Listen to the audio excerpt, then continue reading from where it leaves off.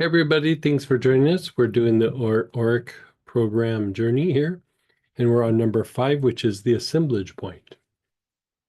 Now, the assemblage point is from various indigenous and shamanic traditions. Other traditions address something like this. They just don't use that term or that terminology. But it's basically how our mental body, our opinions, our emotions, our body, our nervous system, our environment, our immune system all come together as this point of perception that you could call the assemblage point. It's our how we perceive the world. Now, part of what helps us to like realize and adjust and adapt is how flexible this assemblage point is. When it becomes really rigid, it can cause all kinds of health issues, psychological issues, and reduce our ability to spiritually grow and evolve.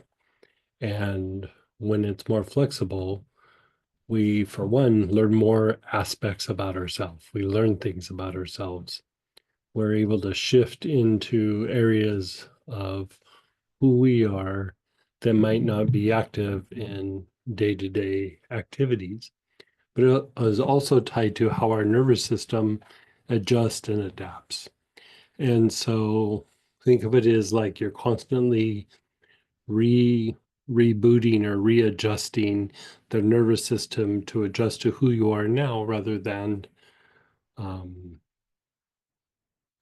you know, something that you've been in the distant past. And so it's really tied to psychological healing, some physical healing, but definitely spiritual growth.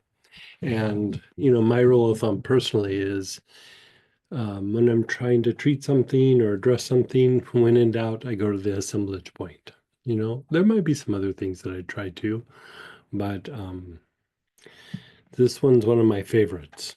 So um, let's go ahead and pull that out. You can see it's associated with a bunch of different conditions, but you could use it for any condition: physical, psychological, spiritual.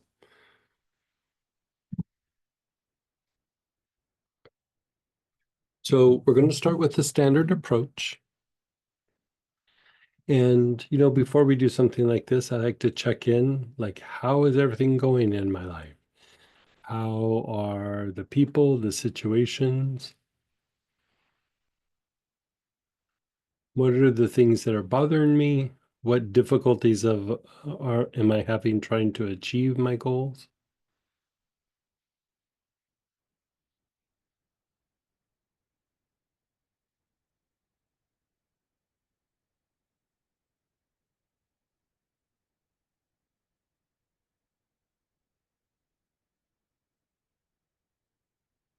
Okay. Now we're letting it go, and we're going to start with the standard approach. So begin inhaling the assemblage point. Your awareness is on the whole left side of your body, left side of your face and neck,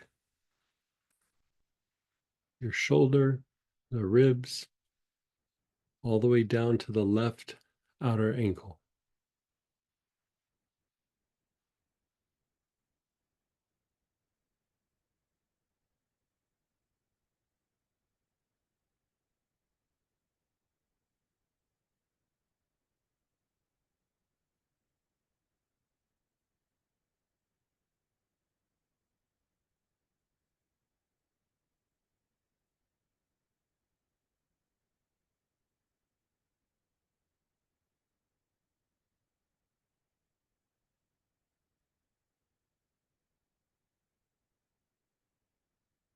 Nice, long, slow, deep breaths.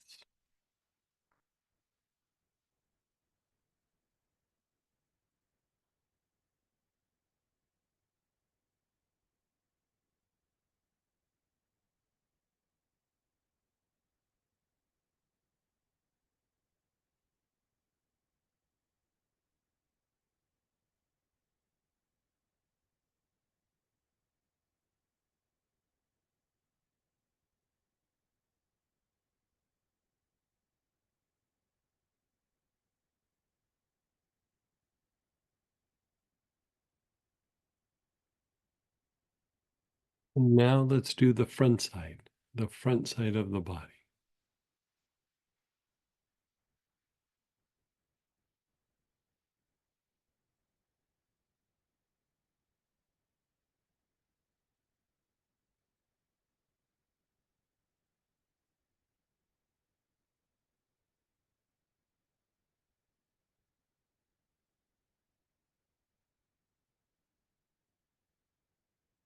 Whole front side from your face down the front of your body to the tops of your feet.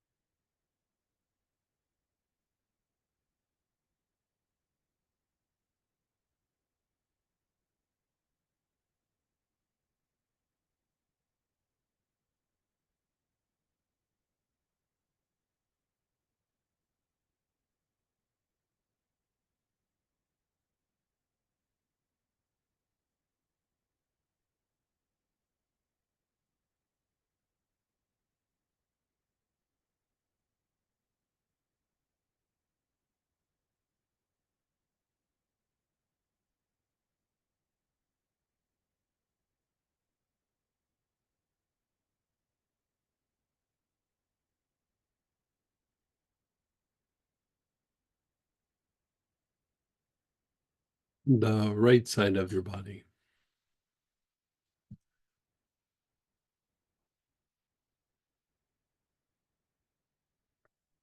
Right side of your face and neck, your right shoulder,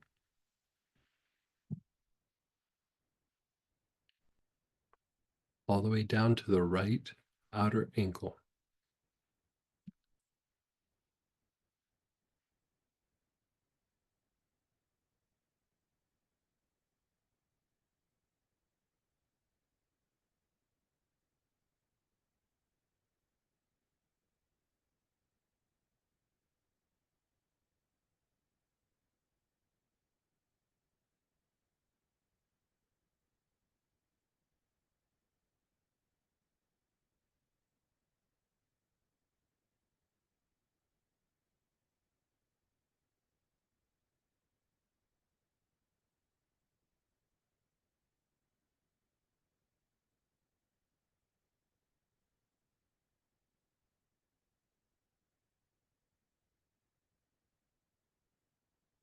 And then the back side of the body.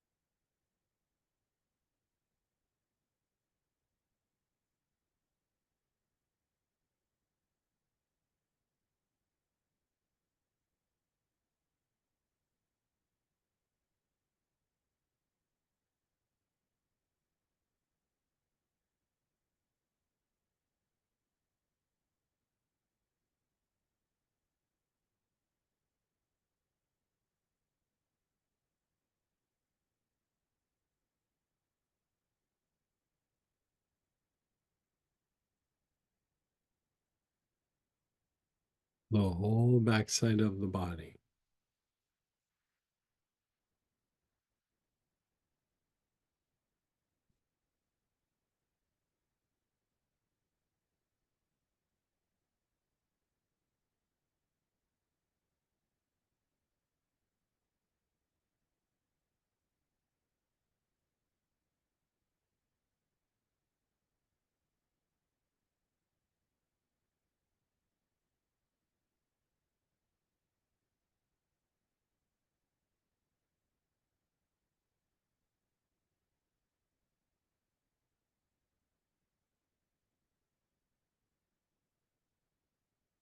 And then just pause and be still.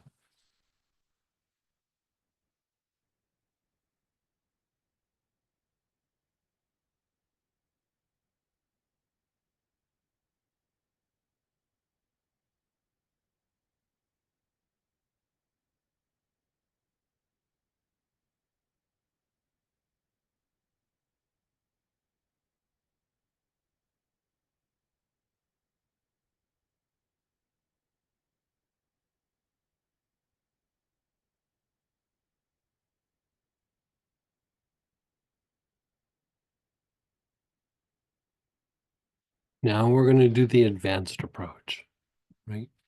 So this is a much deeper dive. The standard approach is something you could do on a daily basis or in a stack, an Auric programming stack. This is when you really want to work the program intensely.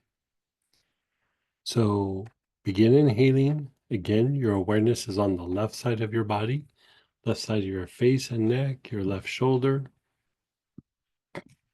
all the way down to the left outer ankle.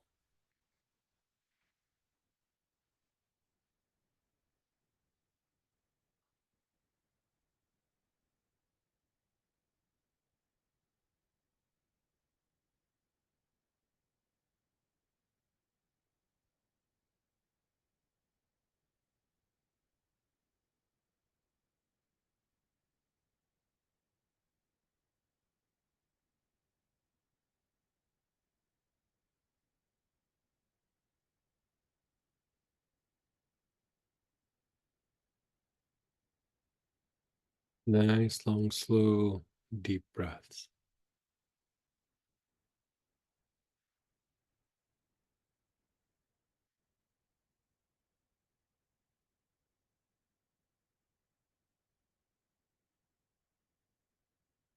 Now to the back side of the body, back of the head and neck, down your whole back, your hips, the backs of your legs to your heels.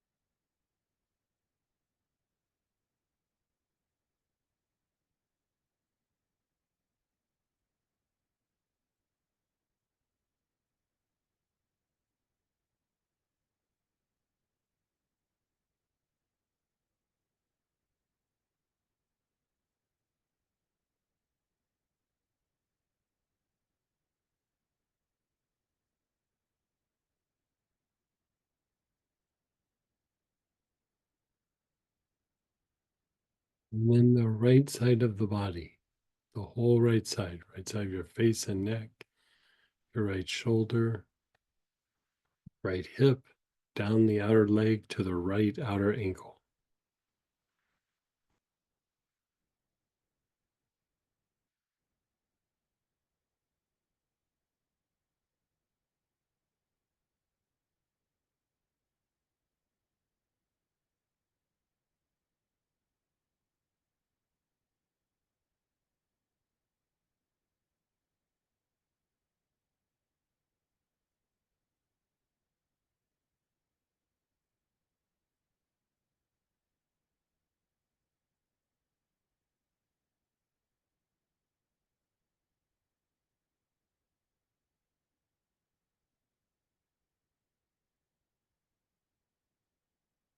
Nice, long, slow, deep breaths with your awareness on the right side of your body.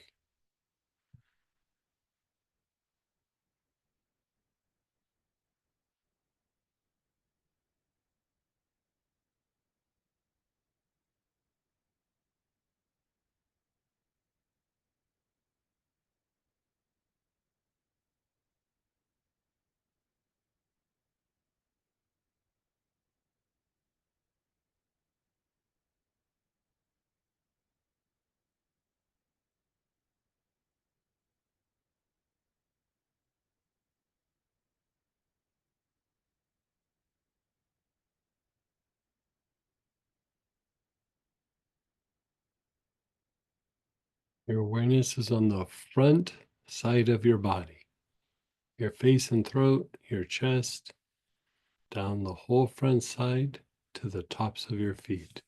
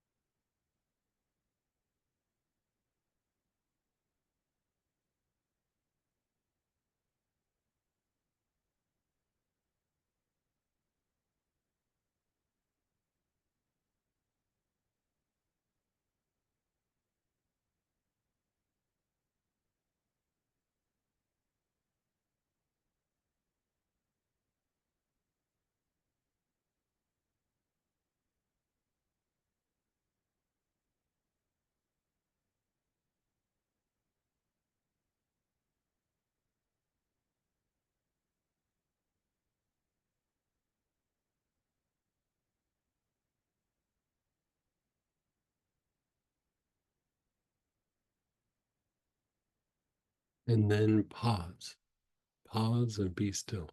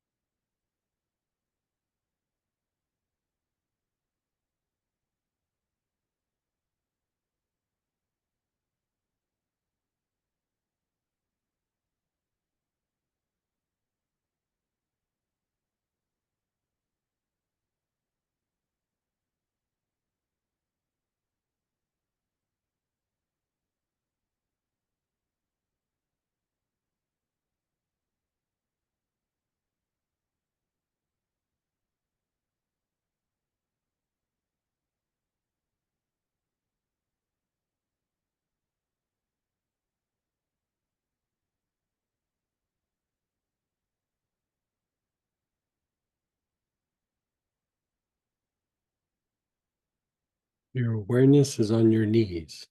You can do the whole knee or just the back of the knee. Okay.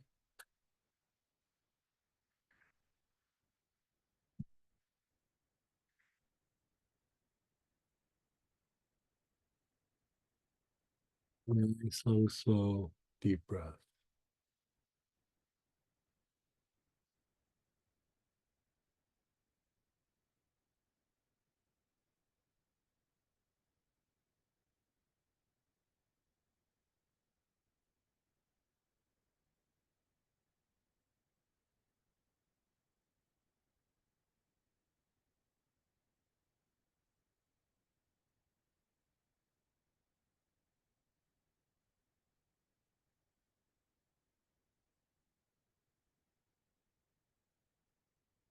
And then the ankles.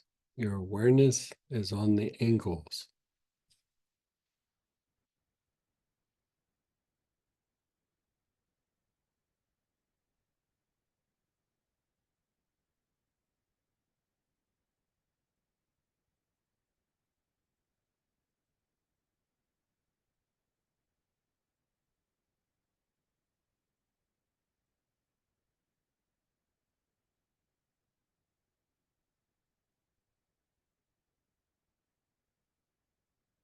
Nice, long, slow, deep breath.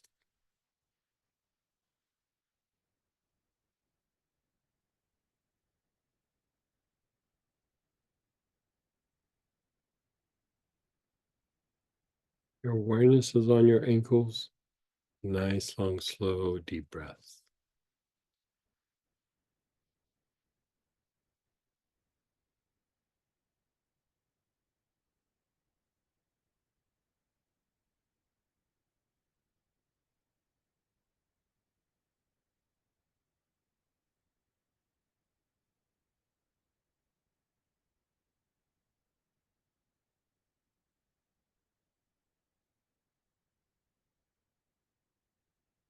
And then the soles of your feet.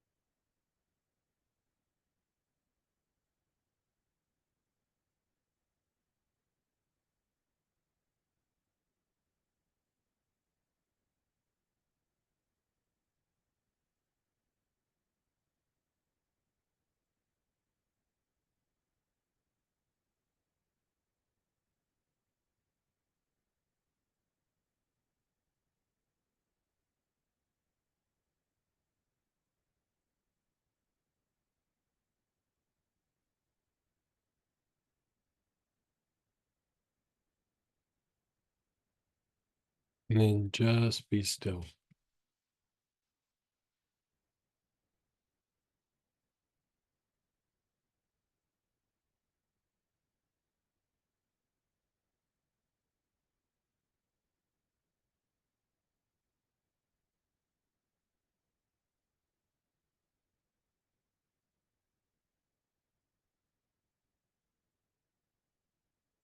Just be still.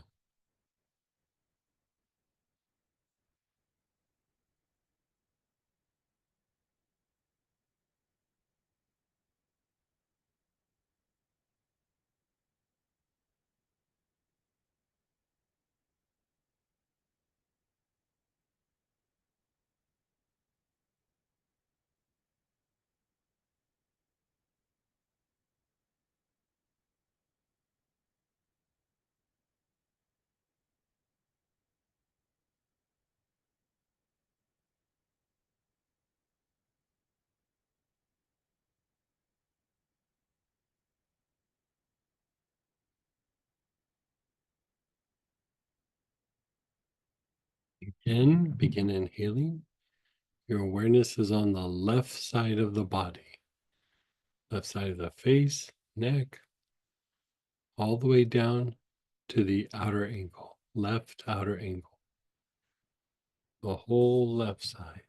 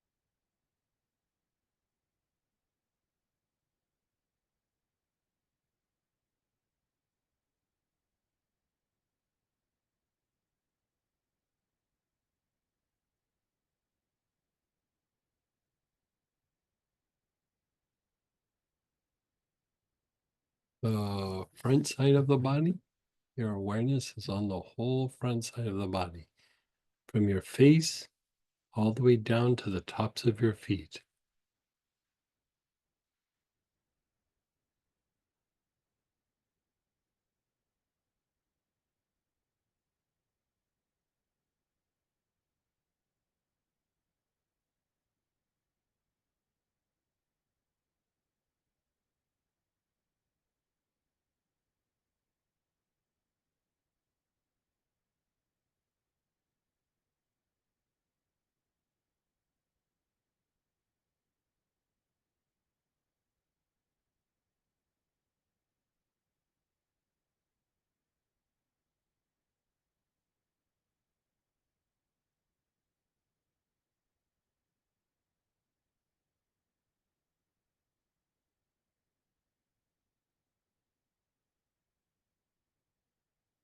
The right side of your body, the whole right side of your face, neck, and shoulder, all the way down to the outer ankle.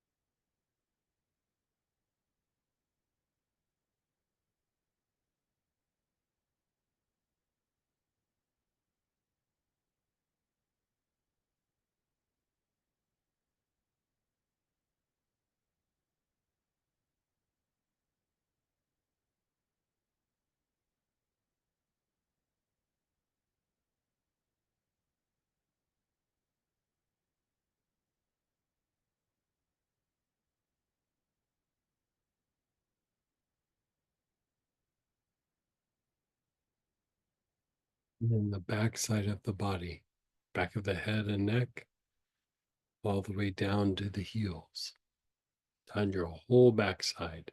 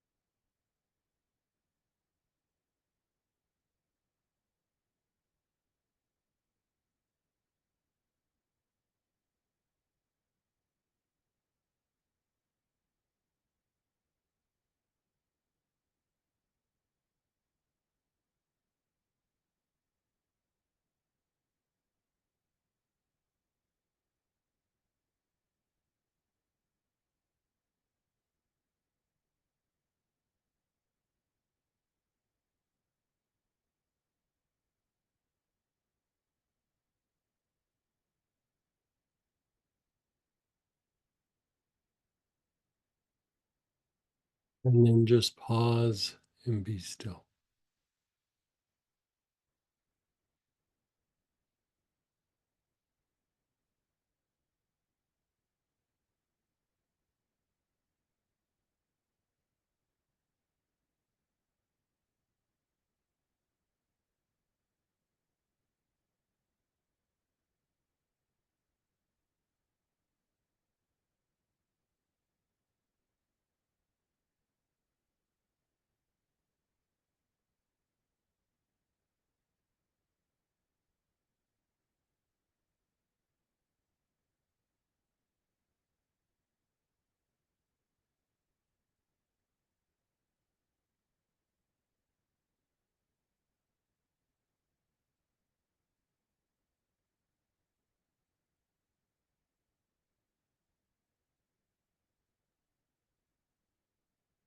Okay, the last piece, which is the somatic programming. This is how we physicalize the positive aspects of this pattern and flush out to a greater degree from the body the negative aspects of this pattern. You're inhaling, your awareness is on the brain.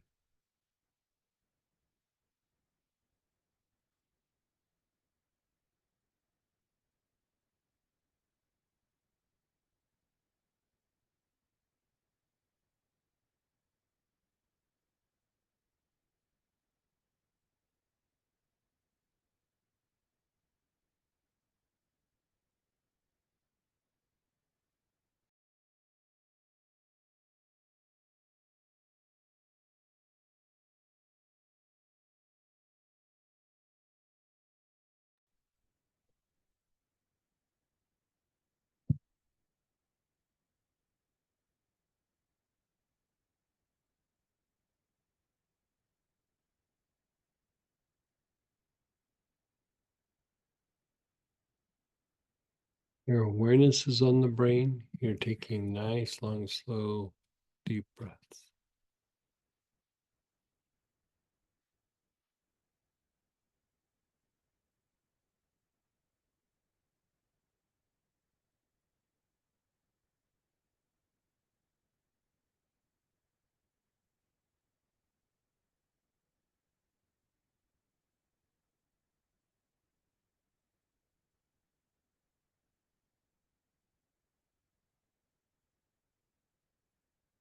Your awareness is on the spine. Long, slow, deep breaths with your awareness on the spine.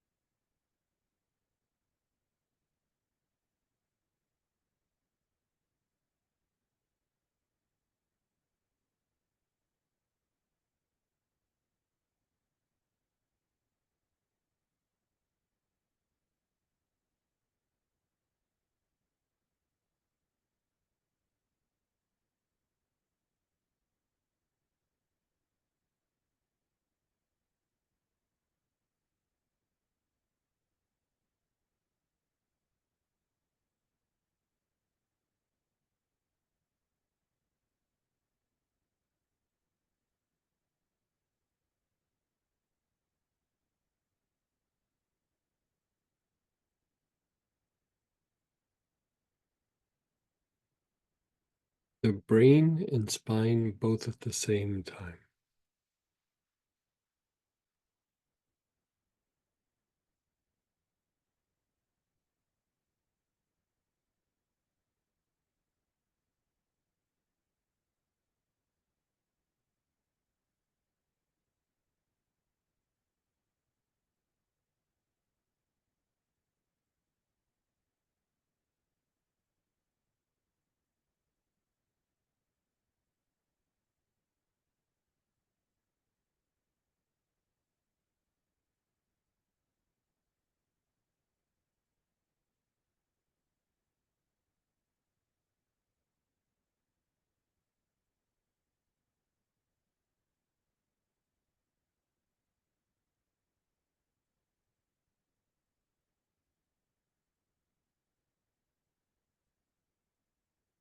And then your awareness is on the brain and soles of your feet.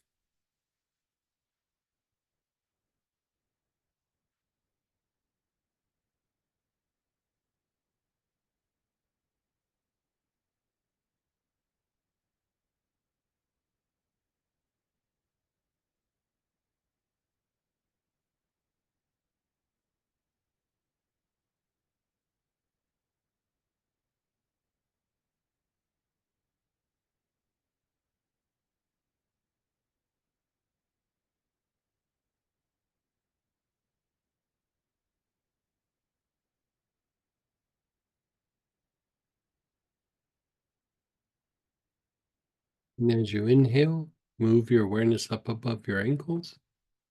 As you exhale, down into the earth.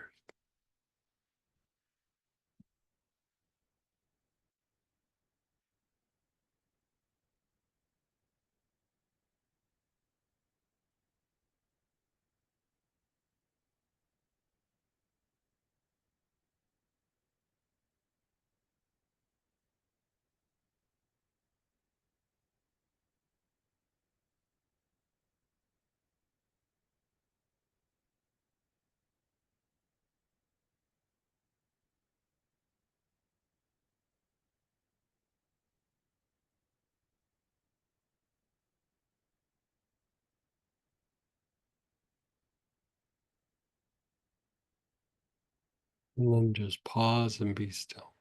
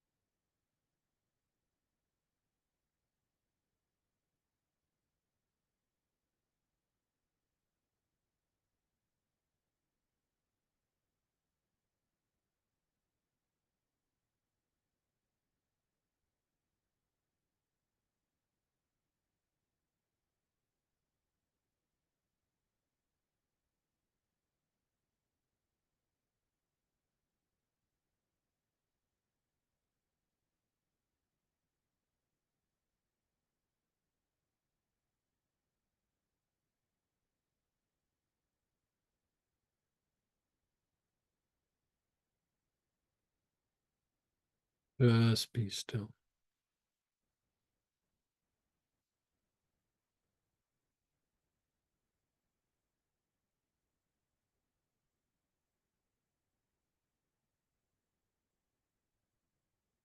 Notice your body, your emotions, and your thoughts.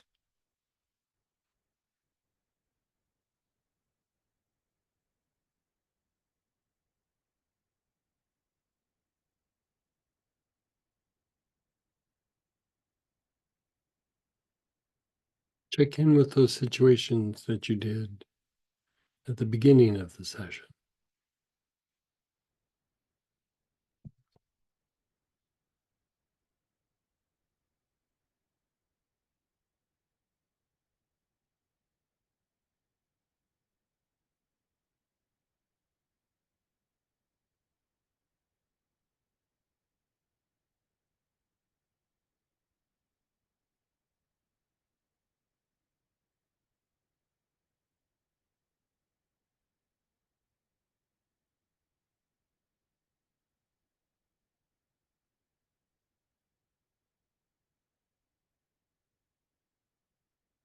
Okay, let's go ahead and share your experiences, ask questions. You can unmute yourself or type in.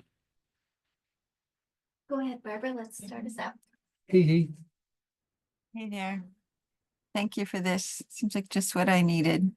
Oh, good. For some reason, my nervous system's been off despite the class this weekend. And it almost feels like the deeper I go into my spiritual practice, the more shaky my nervous system or how Yeah, easily it that's gets unraveled.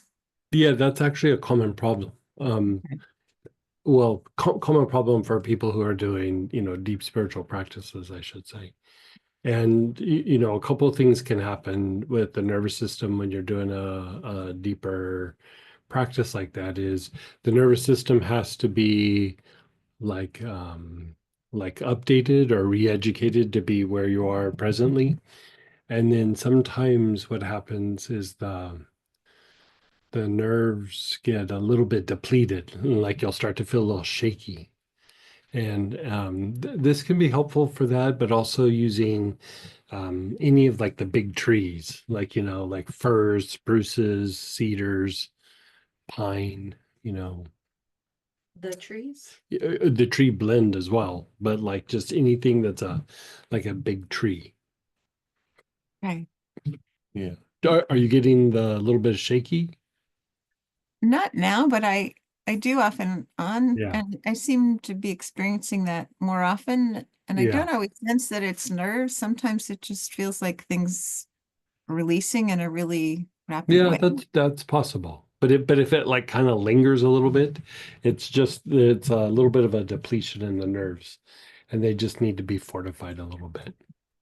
Thank you for that. Yeah. And I know most times you say if you get sleepy, lean into it. But I'm Yeah. wondering with the advanced approach, Hmm. is it important to kind of make it all the way through that cycle I would try to make investigation? it all the way through just so that it's like done and then fall asleep. But like, if it's getting too overwhelming, I'd just maybe sleep and then finish it up later or something. Yeah.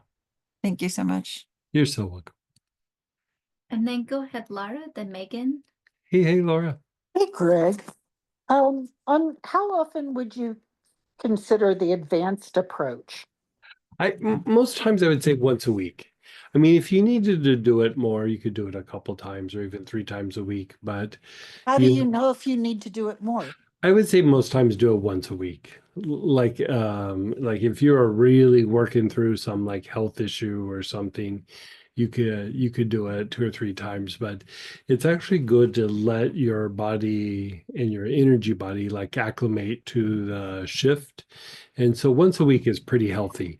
That standard approach you could do daily, but Would the you do the would you do the somatic uh sometimes with the daily one or you just could, leave it? yeah, sure. No, you could do that.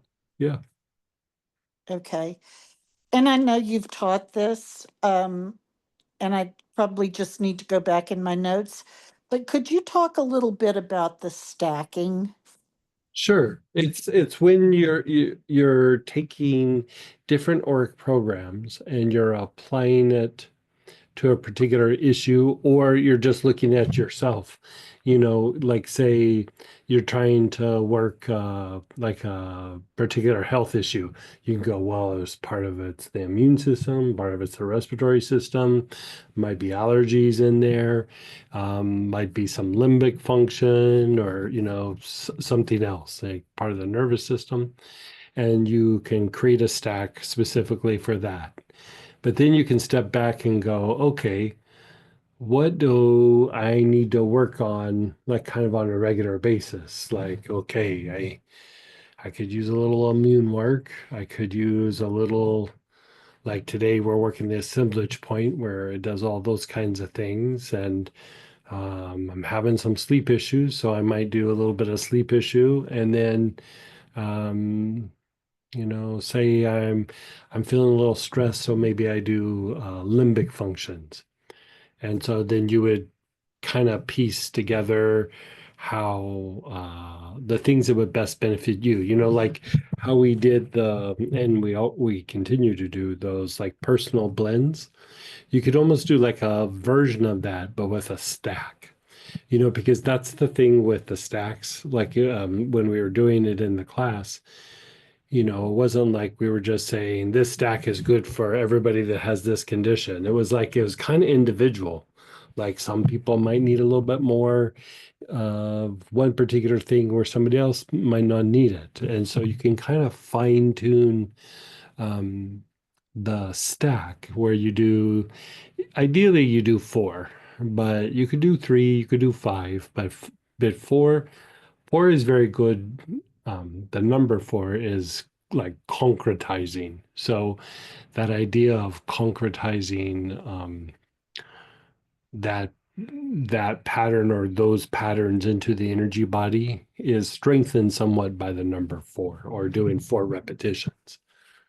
Yeah, Thank you. you're so welcome. And then go ahead, Megan, then Robert. Hey, Megan. Hey, couple things. Sure. So Arian, he's 12 and a half now. Mhm. You did a healing on him like a year and a half ago and said to kind of keep an eye out for this performance anxiety with him. You said like sometimes when kids are a little smart, they're actually more like worried about how well they're doing. Mhm. And I'm seeing that come up a lot where he just has a meltdown about like a paper. I mean, and I read it and it's perfectly fine, but maybe he's not done, but he just like freaks out and like procrastinates and then we're doing it at the last minute and he's just totally crying and upset and worried and I don't know. And then it seems like he has a little bit of just like loose stool. And then like sometimes he gets this little weird breakout on his face and it's like not quite his lips, but it's around the lips. It's like red sometimes. It'll take weeks Okay. away and it Mhm. all seems stress related. So I just Yeah. wondered if there was something easy. I just don't feel like doing energy healing on it. Yeah. Are we done with the org program? Yeah, let us finish the org program and then we'll come and we'll Oh, start getting. sorry. It was Yeah, yeah, quarter yeah, to five. I just thought we'd yeah, switched yeah, over. yeah. Yeah, give us just like 5 or 10 minutes and then we'll jump in, just so people don't get confused. We'll keep your hand up, Megan, so we'll get back to you. And then go ahead, Robert, then Denise. Hey, And then Robert. we have just a question and share. Hey, Greg. Hey. I have certain oils sitting on my desk, and one of them is Amen. Is that a Mhm. good one to do after an Auric programming like we just did? Yeah, you could. Yeah, you definitely could. I mean, it keeps things in motion somewhat. Both the stabilize and amen, we did that in the life alter class. It would enhance it. Back when we were doing the Auric programming for the first time, I just didn't want to make it super complicated, so I left some pieces out, but as life goes on and we get used to doing it, we'll be integrating some of those pieces. That would be one of those pieces, but I felt it was too much at the time. But yeah, you could totally do that. Like I would Last, do it either after, like if you're doing a stack, do the stack and then do it. Or if you're doing the advanced approach, do the advanced approach, the full thing. And then when you're done, then follow it with Amen or the stabilize. so last week's class was when I felt overwhelming draw to do Amen. It was just Right. like I felt it jumping into my hand kind of thing. Right. And Right. so I did it, and then I didn't get a chance to ask the question last week because we ran out of time. Right. So Right. I thought I'd ask today. I wrote it down to make sure I got to it. So thank Yeah. you. Yeah. Yeah. Good catch. And then go ahead, Denise, and then we'll finish with the shares and question, and then we'll go on to regular Q&A. Hey, Denise. Hi, I wanted to say that the assemblage point, definitely like by the time we were completely through, like I felt dialed in. Actually, doing that last segment, I think and trust me, that says a lot. Yeah. Yeah. yeah, Yeah. Yeah. Yeah. I just felt very on point.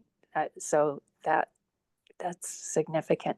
Is there anything I could add to that just for stress? Just to, For stress, I mean, for you, I would say the limbic function, which ends up being splendor.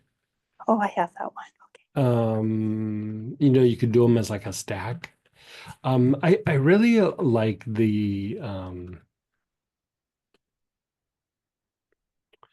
the allergic response, or allergies, which is allergy support. The one we did It's last week, I think. was it last week or a couple weeks ago? Yeah, Yeah, 2 weeks ago. 2 weeks ago. I did like that It- a lot. It's Yeah. very calming and soothing to the body. Like it's so calming and soothing to the body. And then for you,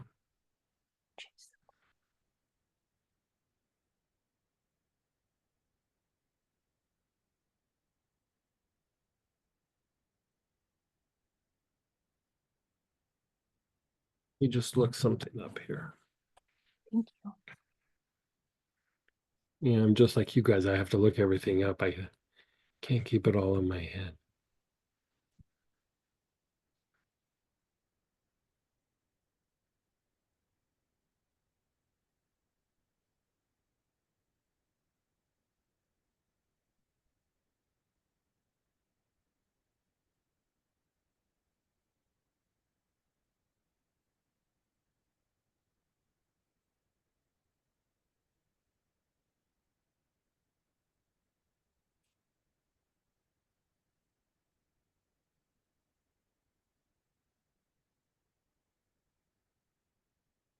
So, because you kind of have like bit of a unique situation, Okay. with your son and everything. And I would use, because you're always having to deal with what's going on and it's a never changing thing, even if it's just that you don't know what's going on. You know what I mean? Like there's parts where you might know and you're like, and then there's parts where you might not know. Um, I kind of like the idea of number 22, which is innovative action and thinking. And like it's just another way of saying like problem solving. Like, okay, how do I deal with this problem? Or how do I not, maybe it's not my problem. You know what I Yeah. mean? And I kind of like that for you for that situation with your son. And if it's time for you to step in, I think it helps you to get in there, problem solve it so that you can, resolve it and then step away. Or there might be times where it's just like, you know what, nothing for me to do, you know. That would be excellent. And that's Yeah. in the Auric program. Get Yeah, that it's number number 22 and the blend is alignment. Oh, wonderful.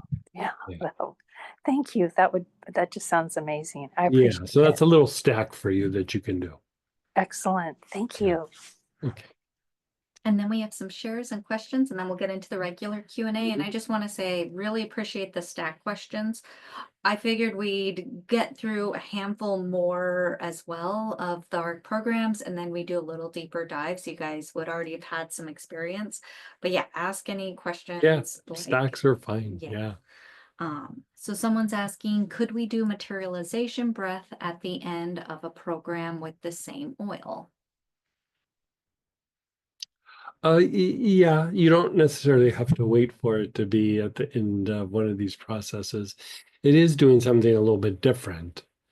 The materialization breath is about materializing light and putting something in motion. Where here we're looking at the aura and the energetic mold.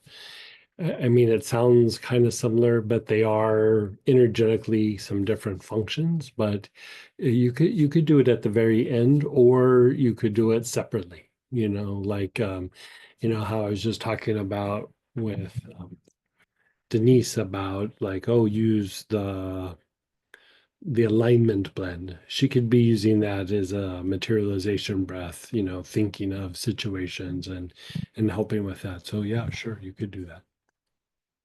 Someone shared after the process, feeling very calm, relaxed, and peaceful. Oh, Thank good. you. Good. Another awesome. Thanks. And then one question is, will that assemblage point incense affect all the things on the list, shifting point of perception? Yeah, I mean, it's working the aura like body tonics do something similar too. It would be very similar to doing the standard approach. It wouldn't be the deep dive, but it would be like doing the standard approach. So for us, like we do, like if we're working on a particular thing, um, we'll do our processes. I tend to do them at night. Just because they make me spacey and I won't get anything done if I do it in the morning. But during the day, I'll burn incense to like kind of keep that moving, but I'm able to stay in action. And so I would say you could do any version of that. Yeah.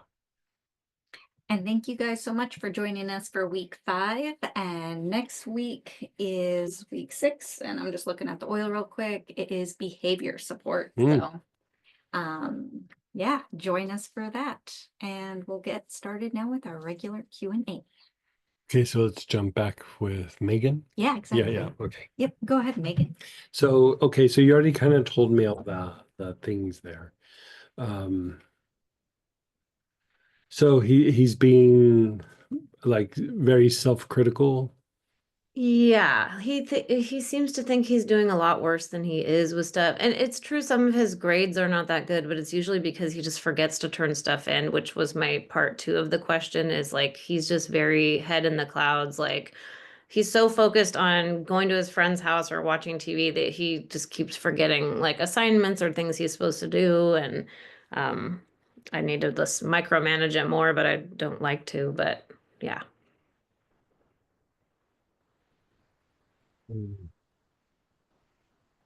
And so besides the diarrhea, his stomach is hurting or no? No, nothing like that.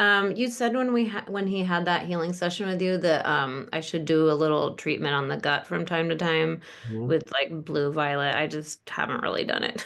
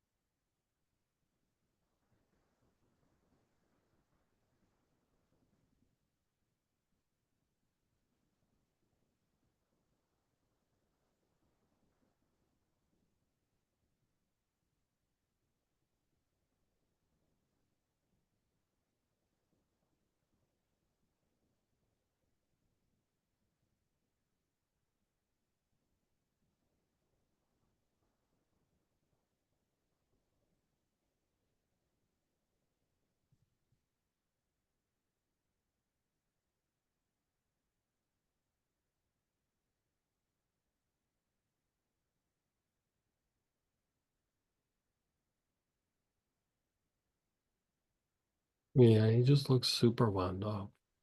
He's so wound up. He has always been wound up since the day he was born. I don't know. And I thought maybe I should treat all the chakra webs and that would help him relax, but that's a little more time consuming and getting him to do the inhalations on, I don't know. For me, I like to do one web at a time. Like when I do the kidneys, I don't feel anything. So I thought, oh, if he goes one chakra at a time, that'll take a long time too. And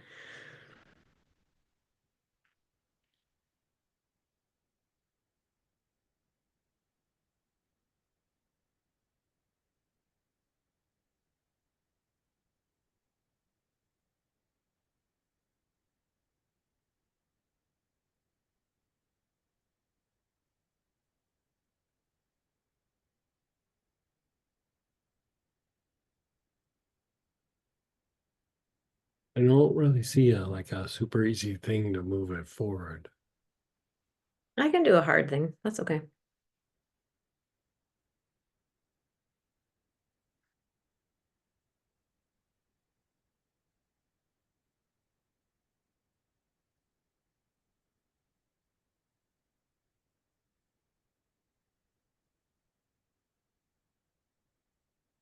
Let me think about it. Like there's not like a straightforward path. Yeah. Yeah. I'll Okay. I'll Like, have give to. me like just one thing to start with. And he likes actually to take things internally. Like he likes the taste of galbanum, believe it or not. And I feel like that's probably a good one for him.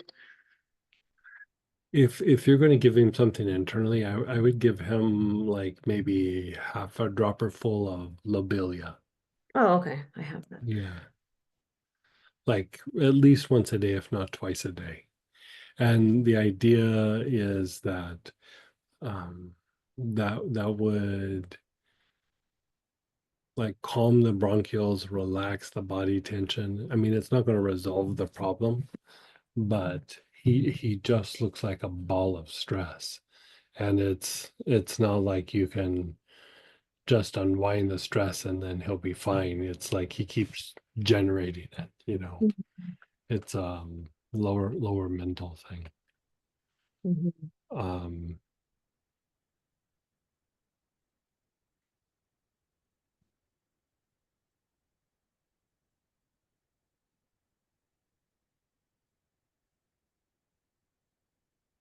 did he ever hurt his neck? No. I used to work on his throat chakra a lot. When he was little, every time he got sick, he was vomiting. Every time. Sometimes he'd get sick 4 times a year, there was vomiting. And I was like, what the heck? I'd open up Master Choa's book. Finally, I saw, oh, if it's a child, work the throat a lot. Yeah, His there's throat was something up so in his congested. neck. Like there's, I Uh, mean, again, it's not going to resolve it, but there's something to be addressed there in the neck. okay. Yeah. Let me sit with it for a little bit and see if I can come up with a protocol or something for you. Okay. And Yeah. then with him just like being spacey and forgetting stuff, I was thinking, would vetiver help him to be more grounded, or is it just kind of too much going on with everything? I mean, vetiver would help him to be grounded, but I don't know if that's the issue. Okay. Um, like I think the issue is allocation of his mental resources. You know Yeah. what I mean? Like he's making choices the way a kid would make a choice and not like, you know, taking care of things. Like I mean, it might help him a little bit, but he's still, you know, it's an age thing. But Yeah. he's still not putting two to two together about if I do this behavior, this is the consequence, good or bad. Yeah. It's just more of like impulse, impulse, impulse, impulse. Yeah. And, you know, hopefully eventually people usually grow out of that. But it's a little bit of impulse control. But you know, that's the thing with, you know, they have the stimuli that, you know, we didn't have, or at least I didn't have growing up, you know, the computer games and you know just being so stimulated like that it's a hard one to break out of and so you know that could be a place where you would do some of the work on the five senses Hmm. because part of like the fixation on the tablet or the phone or the computer or whatever it is tied to the senses especially um, sight and sound, and a little bit of feeling too, like the sensory. Um, but I mean, that could help. I don't think it would resolve it, but it could help. But you know, it's like how we talk about in the classes where the lower mind is all about repetition.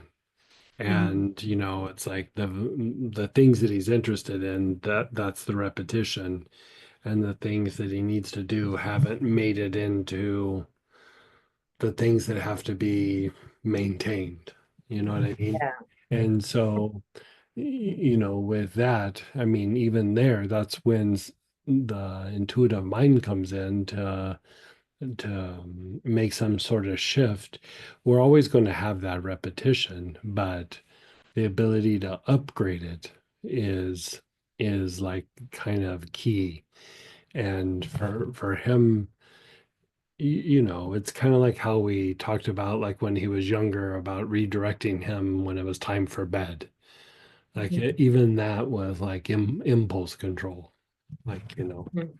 And so that's a common thing with kids. So, I mean, it's not like it's a big weird thing, but it sounds like he's got it a little bit more sometimes than, you know, another child Yeah. I might. mean, yeah, I know he's going to Yeah. be a kid. Just sometimes, you know, I've done lots of different things over the years that have just helped, definitely. Yeah. So there's always probably, And isn't that a thing with like David? Yeah. So some of it actually might be genetic. Like there is something with uh the genetics that comes out of like what do you remember what that's called? Yeah, there's actually a name for it, but it's like Nepal, India, like even Tibet a little bit, you know, that area, the genetics that comes out of there's a neurological thing that is a little bit different than other genetics. And there's actually a clinical name for it, but I don't remember what it is. yeah, if you guys And find out, let me know. we just have to ask our friend. Like, you know, she has a, a child and same thing, and she had him evaluated, and you know, Yeah. but it's you know how we're talking about like with the nervous system and the repetition, they Yeah. just have it a little bit more. Like Yeah. I mean, that's he's so much more like bottom a Jay bottom than line is they're just like if the other kids are like this, they're a little bit like that. You know, it's not massive, but it's a little bit more. hmm And so, you know, it just takes a little bit more like diligent work to educate it. But the flip side of it, that also can make them very successful at something because like when they get something in their head, they can keep doing it over and over and over. You know what I mean? They can keep that repetition. And so it's not really a bad thing or a good thing. It's just it's a thing. And when it's unregulated, it's not so good. And when it's regulated and directed, like as he gets older, that will probably be a thing that makes him thrive over the other kids. But like it's Mm. you know, it's very hard to teach somebody to be one-pointed. And he has the potential for being one-pointed. It's just right now he's one-pointed on things that aren't beneficial to him growing up, and you know what I mean. Yeah. And It's not bad. I limit the not no, technology to it's not strength. bad. So.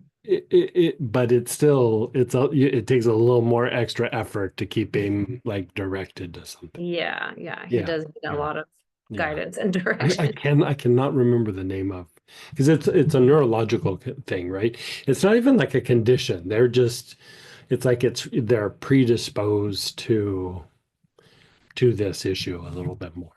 Yeah, Yeah. that's all it is, you know. Okay. So anything that supports the nerves and helps to like reboot, like you know, chamomiles and helichrysum and sages and things like that. I don't think it's going to resolve it, but it might be helpful. I mean, it was kind of the idea that we did with the African bluegrass when he was younger. It's just that as he gets older, the bluegrass probably is not going to work that great. But Yeah, I haven't you noticed a know, lot when I use that from time to time. yeah, I I was use trying to just do lavender in the diffuser and nothing seemed to really happen. I'm not really seeing specific results with what I'm putting in there. I just put stuff in Mhm. because I know it's good, so we'll just keep Yeah, cycling through anyway. yeah.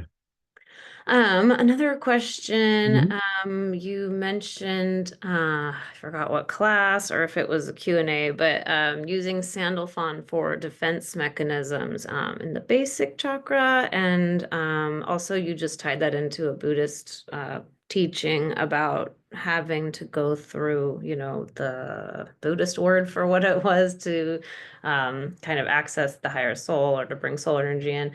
So I wanted to do a practice with that. I have the Sandalphon kit, but aside from doing the whole class, is there a simple pattern to do with the Sandalphon blend or?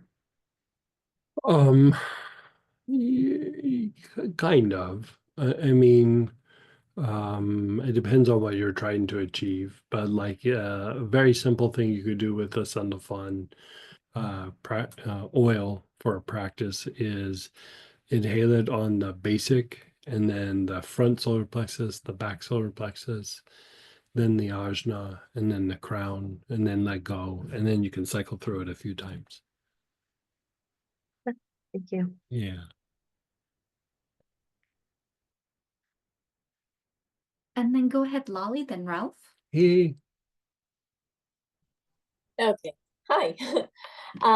The practice now was, oh my God, so good. So Oh, thank you for good. that. Good. The bottle was just, I'm like, but how is it? Like in seconds, the bottle was on the floor. So yeah, a few times, pretty much throughout. So that was amazing. Right. Thank you. Okay, so I want to follow up on all the stuff that's going on with me, all the skin situation and so we talked about all the like my skin's been acting up and a lot of craziness the last few weeks. The good thing is that things cleared up, so my body looks okay, my face looks much better. Good. Good. So I And still, stress levels have gotten better. Like, you know yes, what I mean? much. Yeah, It's like exactly. between going to a war zone and then coming home to a war zone Mm-hmm. with all the fires. Exactly. Like after everything kind of calmed down, like, yeah. So what's still going on is that I still have the reaction. It's like again, I used to have it years ago, perioral dermatitis. So it could be that, or it can be another reaction, and that's around the smile lines, around the mouth. Again, it's better than what it was, a week and a half ago or a week ago.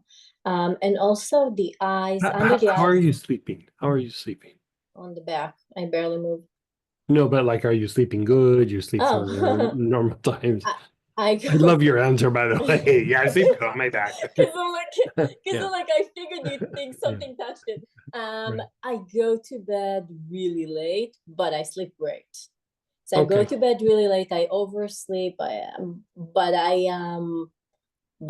when I'm sleeping great and dreams and but yeah, yeah, And how many hours do you think you're getting? uh, maybe 5-ish, Okay. and that's like a good. Yeah. To me, it's like a Let's yeah. try to get you to lengthen that time, even if it's only an hour or Yes. two. Like I Mm-hmm. think that would actually help. So I mean, of course, we want to try to treat it other ways, but that will probably. I mean, it's cleaned up relatively quick after all the craziness of travel schedule So and the fire and everything. So it started cleaning up kind of fast. But I would say the sleep part is still, I think because you've it's always kind of had a thing where you like to stay up late. yeah, I get it. I again, do too. but Like again, it's the like problem, quiet time, you know what I mean? yeah, but the But I problem would is that say like the quiet time is, if you think about it, like it took me years to realize this. I don't have to be so defensive late at night. Like during the day, I have to be more uh, defensive. And so that's it a was good my answer. time to go, you Yeah, know what I exactly. mean? And so Um, I would do things just to calm down, like the defensive mechanisms, however that looks. Um, you can do just some like just calming fight flight is helpful, but sometimes these defense mechanisms are like deep. Like I was doing some reflections on this, just because I was like putting together the class, and I realized that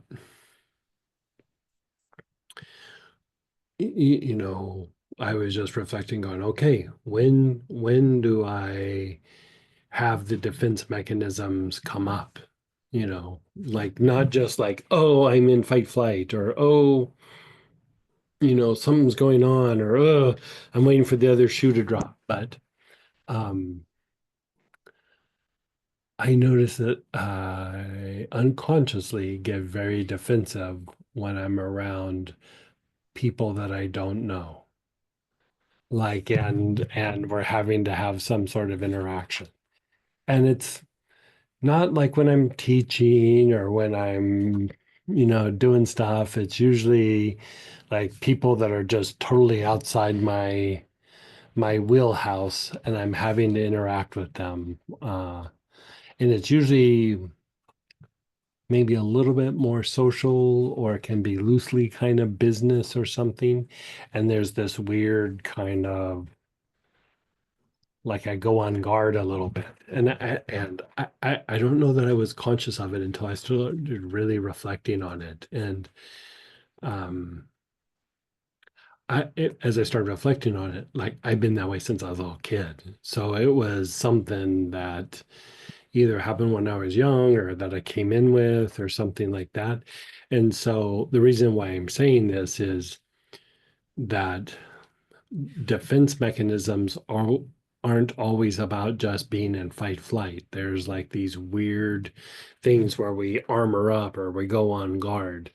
And I'd say like think of times where you've like had to go into the workplace, like how we were talking about just the other day of, you know, needing everybody to like you or to get Yes, each along or time. yeah. It's each time there's something. So it's very Yeah. familiar to me. Like for And me, it's like a so constant thing though. So it's yeah, people I know and people I don't know.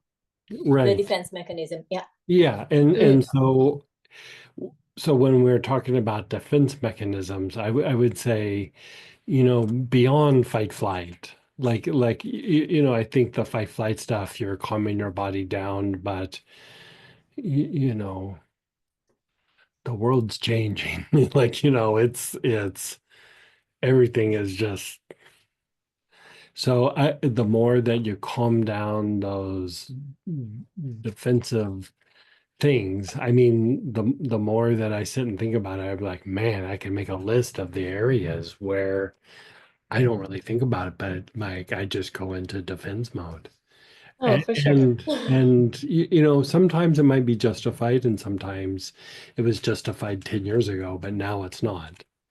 And so again, like things that are like the big trees, frankincense or myrrh, they're not a magic bullet, but like the fancy things, in the class this weekend, there's going to be things that are very specific Mm-hmm. for that.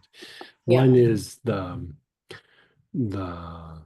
is how in what class did we have? The three consciousness, The one we just did, love the and light and love. love. Yeah. Okay, so there's waking consciousness, sleep consciousness, and dream consciousness. And then you said there's So a fourth one. there's a fourth one that you could call like mindless consciousness, but I think I called it formless consciousness. Like in Buddhism, we call it a couple of different things. Mm-hmm. And so talk about shutting down the defenses. I mean, it super does. And the thing that I find interesting about that is that a lot of like say we're dealing with people being aggressive to you. We'll just say that one. Like, okay, somebody comes up and they're doing their aggression and it kind of comes across a little bit like psychic attacky. You know what I mean? Like they're attacking you a little bit and being mouthy or being judgy or whatever. So part of it is our energy body, our physiology kind of steps up the game and meets it and pushes back and goes, don't do that or whatever.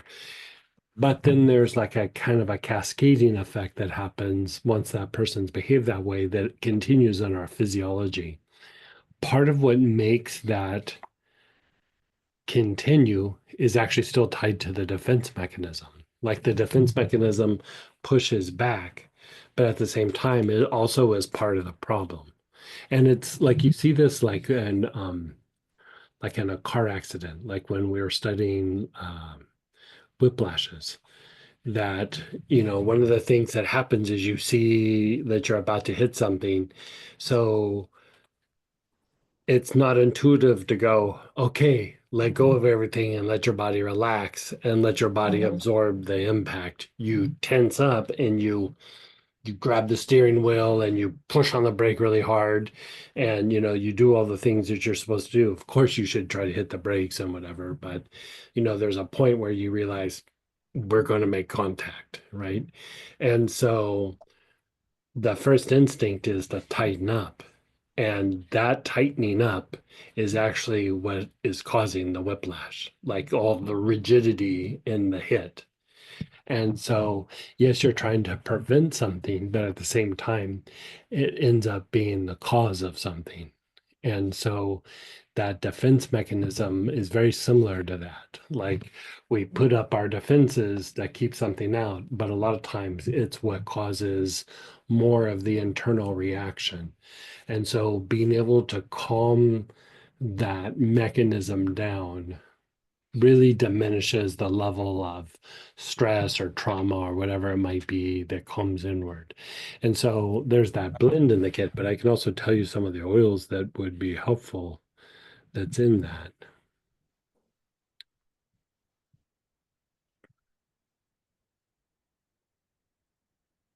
So a big part of it is osmanthus, and another big part of it is angelica. Okay. I mean, it's got a bunch of other things in it too, but neroli being a big piece of it as well. But you know, if you do you have any of those? I have Angelica. Yeah. Try And I just have resonance as well. Yeah. Try inhaling the angelica and let me look something else up real quick.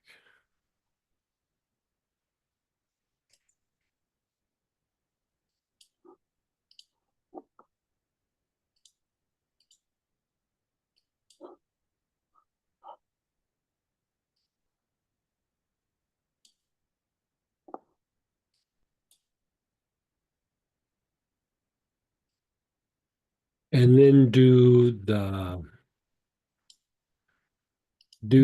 like the half of the three brain. So sex chakra, solar plexus, and brain. Don't necessarily go back and forth like sex, Ming Men. Just Okay. go sex, solar, brain. Okay. Try that and see how that treats you. Okay. I think that could be like you know, because you're wanting to unwind the stress and the stress response, but it's like sometimes it's like getting at that switch itself, you know, the thing that flicks it into that mode. And you know, if you think about like you had all that travel stuff and you know, there's that, but also the kind of work that you do. I, I'm just guessing, but you have to be on, you have to make a connection. You know, like there's so many things riding on, like there's not just this job, but then what about the next job? Are they going to call me Exactly. back? Or you know what I mean? It's a daily It's a thing, and constant thing. And I'm I would willing to let say, go, but it's still no. how could you not be in defense mode on some level, you Yeah. know, in that kind of workplace, in that kind of work Mm-hmm. environment? And I would work that. I would work that really hard, actually. Okay. Like And even with my stuff, like you know, I my areas are all like defined. You know what I mean? I'm not, you know, in the old days I used to go out and do like talks and things at different, you know, healing centers and churches, and even that wasn't that bad. But it was just there would just be these times where like looking back where it was usually things that you weren't used to, or um, when people didn't know who I was, and I could feel that they were being very judgmental. mm, Like, you know, and it wasn't anything that I was doing. It was, they were just judgmental because of the stuff in their head. Like, it wasn't about me, but it yeah, was being directed at me, if that makes sense. yeah. And that judgmental thing is huge. Like, it's huge. Yes. It's so huge. And And so yeah, it's very familiar. And for me, it's also with people that I actually know, because I honestly I don't connect to most people right. at all.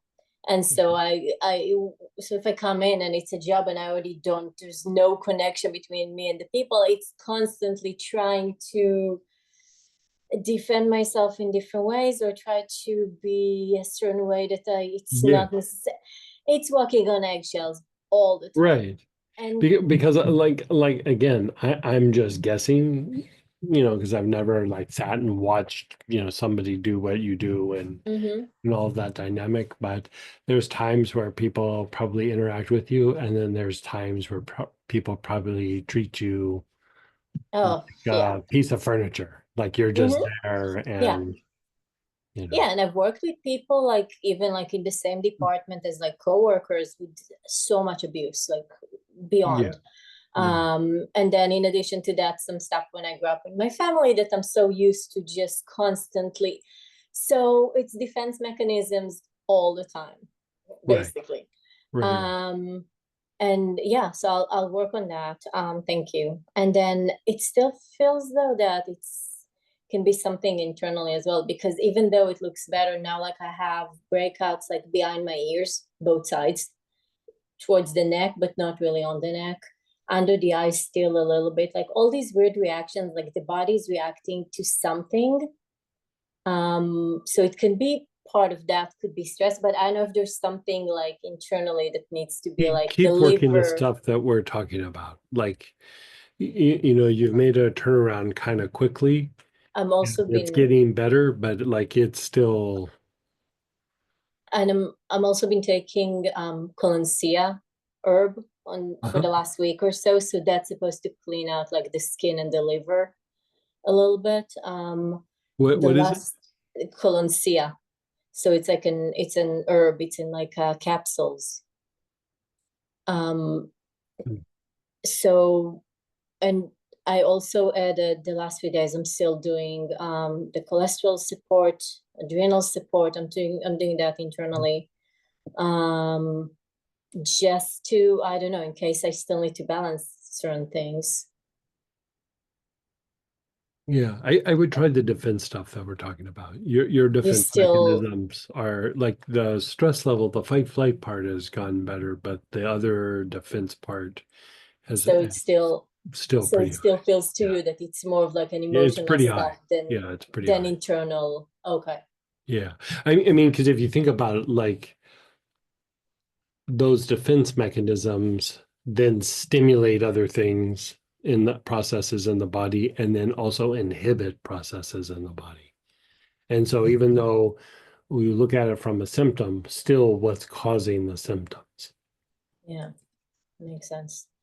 And then what else is going on is body-wise, the pins and needles kind of came back. The last couple of days, not so bad because it's not like when the temperature is better, I feel better. But still, so that, and there's itchiness, low back. My low back is itchy, which is really weird. Like there's nothing there. It's sometimes painful, but the itchiness is more than the pain. And I'm like, don't know what's going on. This is like, it's weird. It's been going on for a Yeah. while. Are you having anxiety at all? No, I mean, no, nothing more than, Nothing more more than like the main feeling would be more like a discontent of a lot of different things more than anxiety.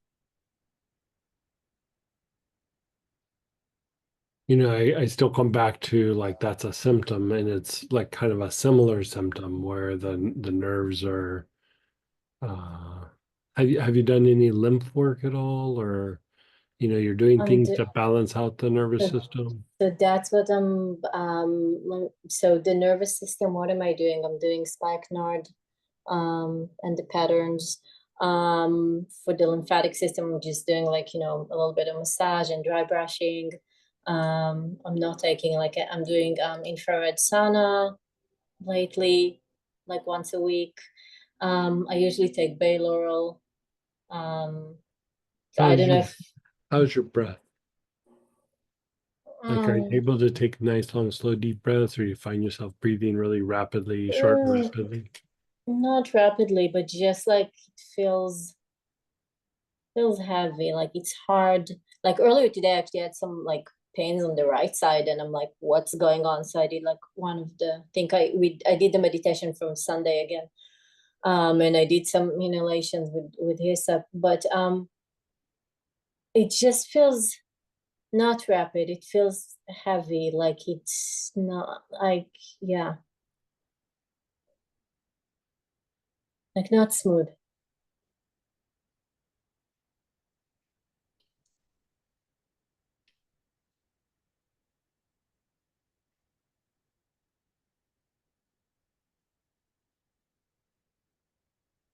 Do you have some Lang?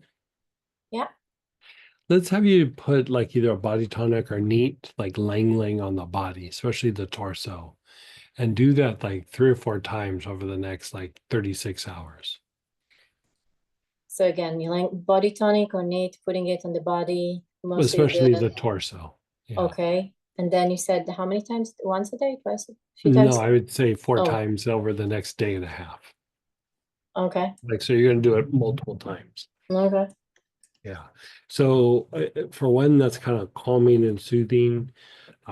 It'll slow down the breath. But there's just an agitation that's in the body that still needs to be calmed. I think Lang might get it.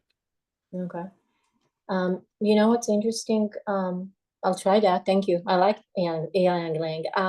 What I've also been using is milfoil because we talked about it. Sweaty. What I've been also playing with is when I have some itchiness and I have itchiness sometimes in other parts of the body. I'm actually been using the milfoil, which seems again, I guess it just relaxing a little bit. Something about Well, it it's soothing to the nerves and to yeah. sorry, I mean it's a kind of yarrow. So yeah, so I be, don't know, something about that. Yeah. Hmm? And also just by the way, for the skin, what also been helping that made it work a little bit faster. I actually been using what you mentioned last week or 2 weeks ago, spikenard a little bit. Okay. Yeah, I've been doing that, and I've been doing a little bit of German chamomile mixed with something. Hmm? So that's been helping as well. But okay, ylang for like a day and a half, 4 times. Okay, perfect. Thank you. And then quick question and another question. As far as the ointments, I can put, I mean, I'm not gonna put it all over, but I can put it on the face, right? Like spot treatment. It might be a little too strong for the face. Like Okay. you know, the face you don't use quite the same dosage as you would on like a knee or a low back. Right. I mean the oil and stuff is fine. It just the amount of essential oil in it might be a little too strong for the face. Okay, because I've been kind of, if I do it, I do barely anything. Like I can do a tiny bit, because I'm like, sometimes I don't want to use the oil neat, and I don't want to use it with my other facial thing. But I was wondering, okay, so thank you. That was the quick one. Now just another question, dorje question. We talked about the dorje a few times, working with the right hand, working with the left hand. You explained all the differences, light, love. What I'm wondering about is when we're working with the left side is after we have enough light within us to produce love. So is that like a day-to-day thing? Oh, where am I at today? Which side am I working? Or if I'm working the left side, I'm fine. Like I'm wondering days that I feel like, oh, I'm not feeling great today. My mind is not like, I'm more stressed out or whatever. Does that mean I wouldn't use it for that. No, but I'm saying like if let's say I'm doing some kind of a meditation, right? I'm doing, let's say even Twin Hearts, right? And I'm using the dorje. So in days that I'm feeling a little bit off, would I still work it with the left? Don't do that. Don't even try to start treating things. Like don't do that. You're already going down a bad avenue doing that. But it's okay. You're being super intellectual about something that's super intuitive. Okay, like, but I can still work the dorje you can work the dorje, but how you're starting to think about it, don't do that. Okay, so just do the practice. Just do the practice. So it doesn't matter which side I'm working, basically. Even that question, I wouldn't even ask that question. Okay, thank you. Yeah. I needed to get out of my head about it. every now and then it jumps and I'm like, wait, what's the, okay, thank you. Yeah. So, okay, can Yeah. check off that my things to think about. So I appreciate that. Thank you. You're so welcome. And then go ahead, Ralph, then Letty. Hey, Greg. I remember some time ago you said for open wounds to put Helichrysum on it to help the Oh, yeah. wound close up. Yeah. Okay. Does Helichrysum work if the wound already has a scab on it? Oh, yeah. So the thing is like, even after the scab is gone, helichrysum will help heal the scar. Okay, Right. but I'm thinking So about any sort of scarring, but before if the, there's the, a the scab is still there. yeah, you can still Okay. put helichrysum on it. Yeah. Okay. And then like fresh wound and it's bleeding, you put it on, it will helps ease the pain, Yeah. and it will help the wound to bind, and it will reduce the inflammation. And Okay. so at every stage of a wound, from it just happened to this happened to me 20 years ago, Mm-hmm. like Yeah. every stage of in between, helichrysum could go on that. Okay. Yeah. All right. Good. Yeah. Okay. Also, stacks. Mhm. Dealing with my cancer stuff, rapid healing. I went to see the doctor today and he said, well, you're healing a little slow. So if I start doing that Auric programming Hmm. rapid healing stack, Meaning the wounds from the burns, or the that the you're wound the wounds from the burns from 2 weeks ago, they weren't as healed up as what he might like to have seen. So I just was going through the Auric programming book tonight and noticed, oh, accelerated healing. Can I do that daily? yeah, That stack? yeah. Okay. Okay. I'd like to almost put something else in motion for you. Let me just think about it for a second. Okay.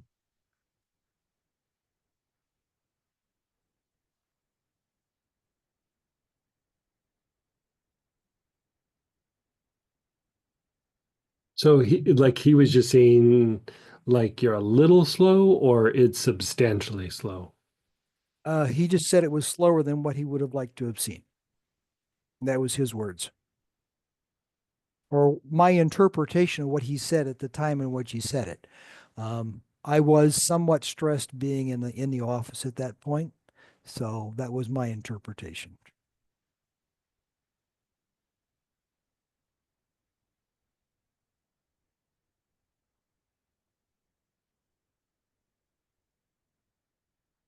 Let me look something up here. Okay.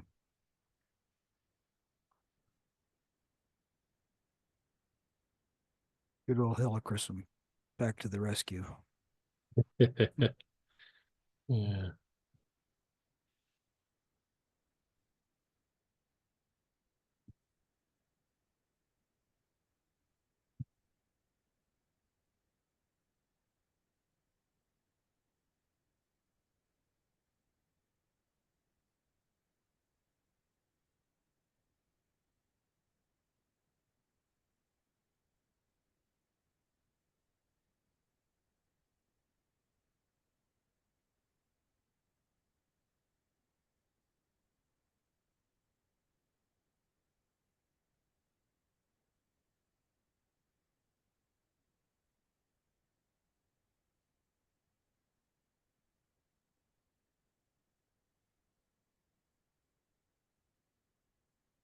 Okay. So Yeah.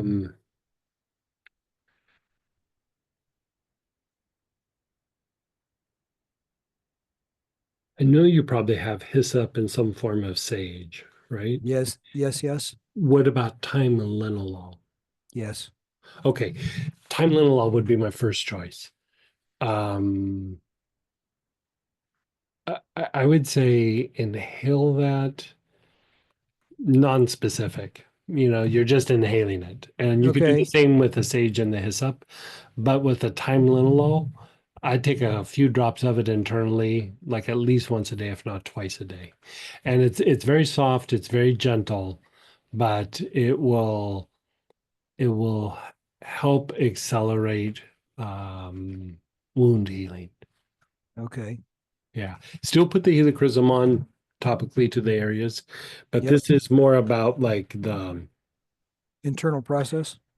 yes, exactly, the process of healing, and especially like wounds, like an open wound, like it will help accelerate like the closing of wounds and things like that. And so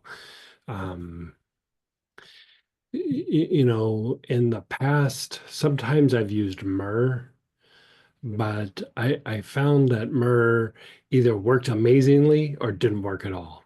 Mhm. Where these will be kind of like over a period of time, it will just keep pushing the body to do it. And so I Yes. would say, yeah, let's have you do that. Okay. Yeah. And you can use all three, like, you know, just inhale but it doesn't Mhm. have to be any particular pattern. It could just get it in the respiratory tract and just call it good. You know, if you want to put a few drips, a few Drips. drops on the wrist, you could do that as well. Okay. But with especially with the sage and the hyssop, um, they look about equal to me for you. Mm. Um, sage is um,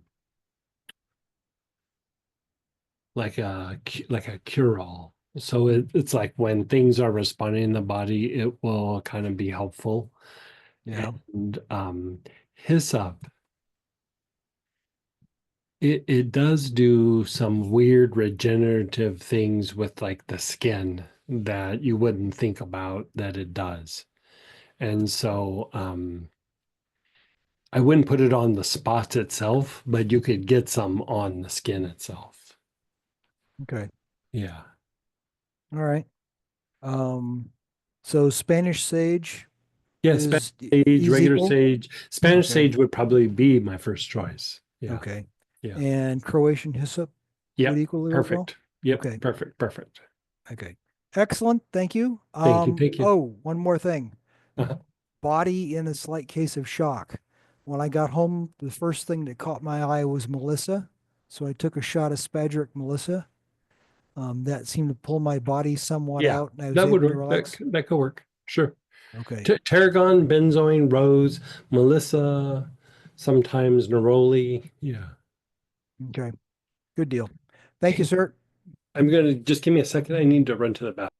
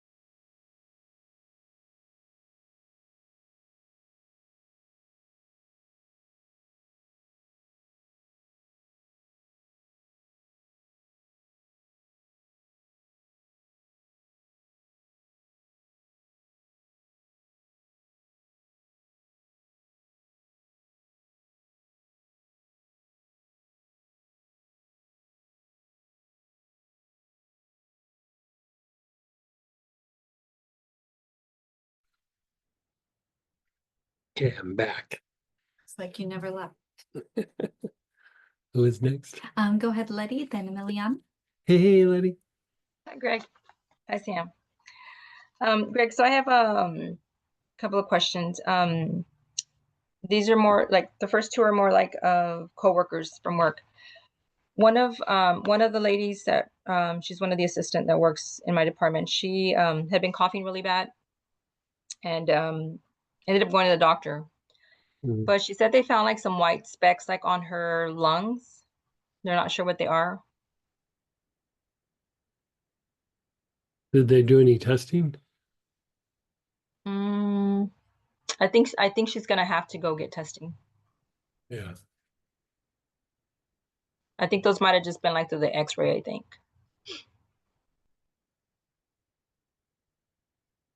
Okay. And honestly, I wouldn't treat it until it gets diagnosed. Diagnosed. Okay. Yeah, just and the reason being that you don't want to throw off a test.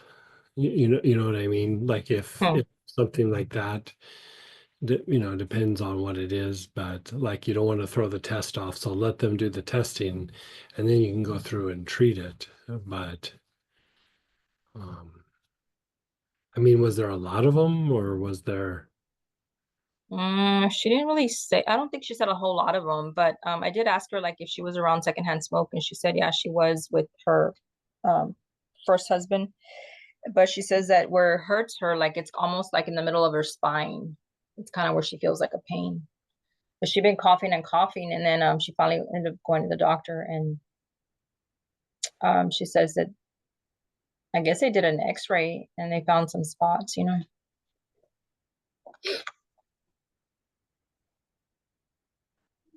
And so she's coughing pretty bad. Actually, it kind of calmed down because when I was talking to her, like she was able to talk to me fine. Her cough wasn't. I actually didn't hear her cough the time I was talking to her. It wasn't a whole lot. It wasn't like, like 30 minutes or anything. It was just kind of like a quick, how you're doing or whatever, because I knew she'd been sick.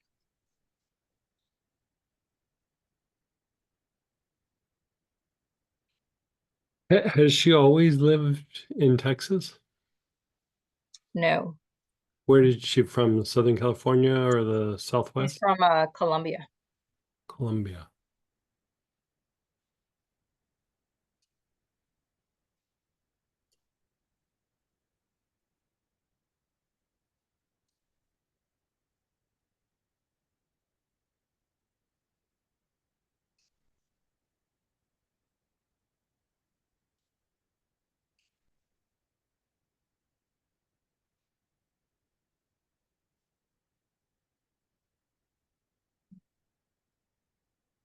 I mean, it could just be.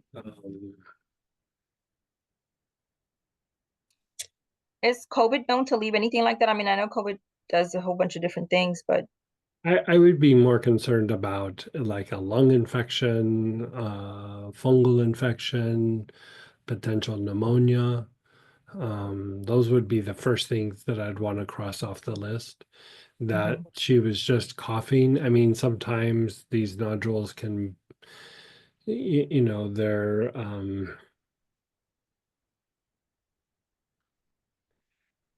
mm, I mean, there's other things that could cause them. They're usually benign, Okay. but still they cause like issues. Like uh, they can cause like coughs and shortness of breath and all kinds of things. But has she been sick for a while or like been coughing for a little while? Or I mean, she could have walking pneumonia. There's all kinds of things that it could be.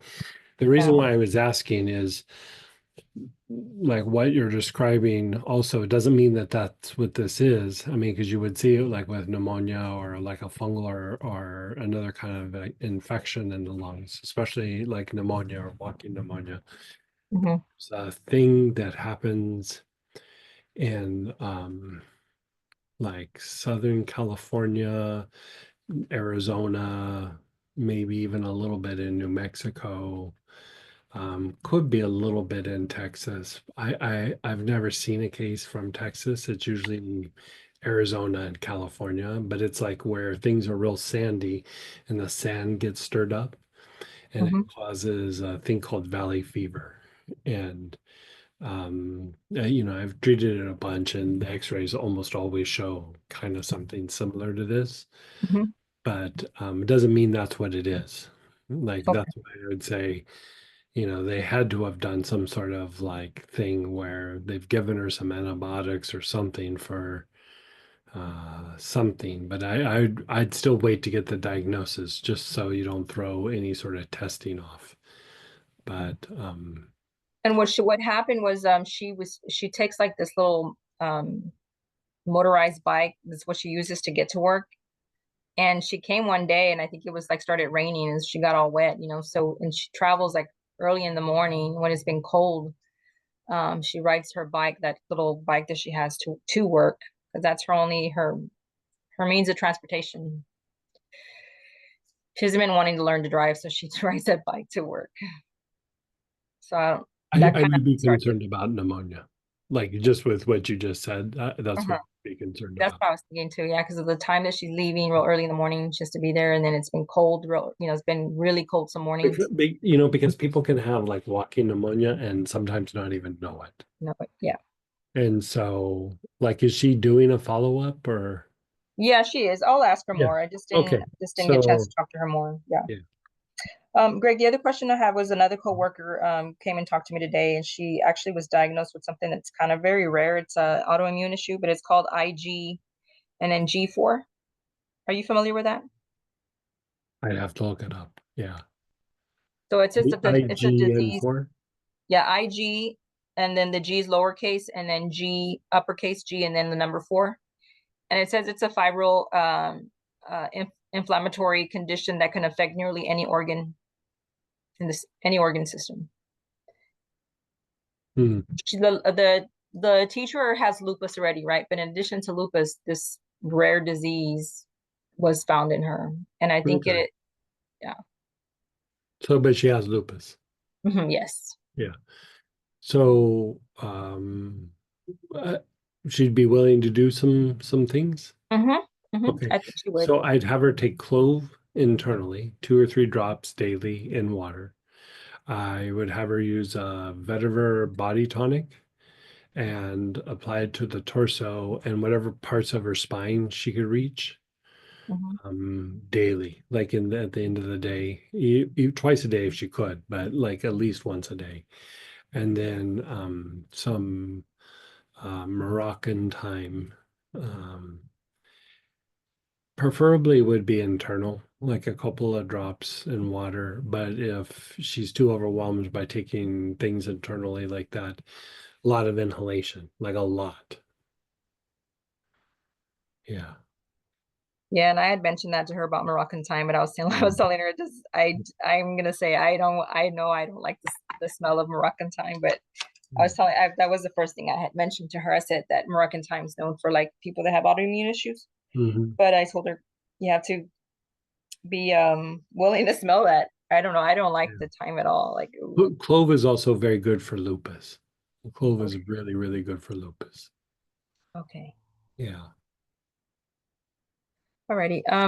Okay, thank you, Greg. One of the other questions I just have is I was trying to think wanted to see if you can suggest something for myself, like because sometimes I have to deal with some parents that are very like, oh, I don't even know how to describe them. Sometimes sassy, sometimes like, I don't know. And like they can actually ruin my day sometimes, you know? No, I bet. Yeah.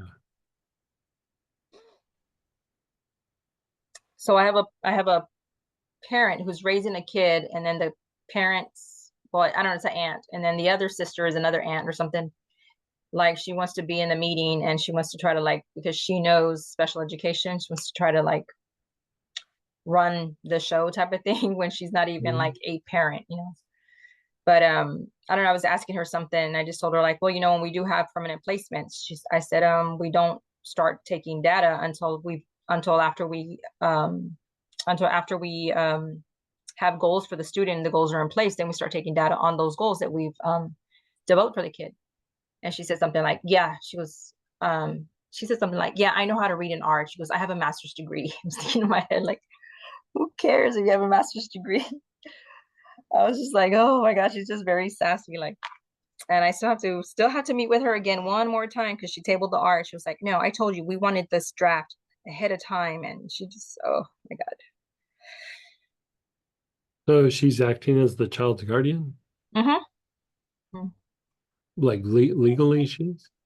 She's acting like she like okay, so one of them has guardianship, and then she's like, you're allowed to have somebody like in the meeting, like kind of like as your guide, but she's actually nothing to like, she's not the guardian, so in reality she really shouldn't even be talking. And so you're just wanting to know how to do what? For me, how to stay just like To stay from not wrestling down to the ground and making her cry uncle.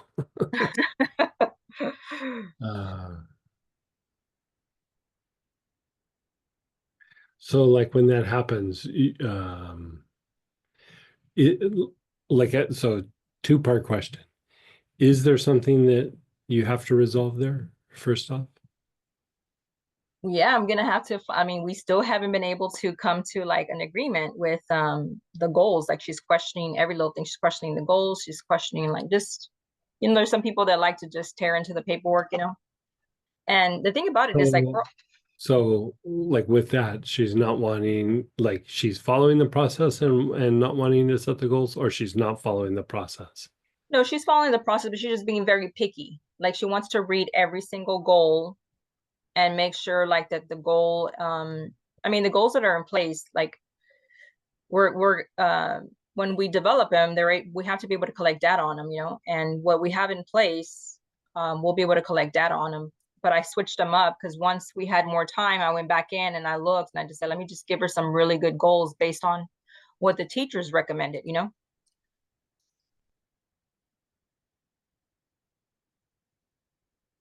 I guess I'm not understanding.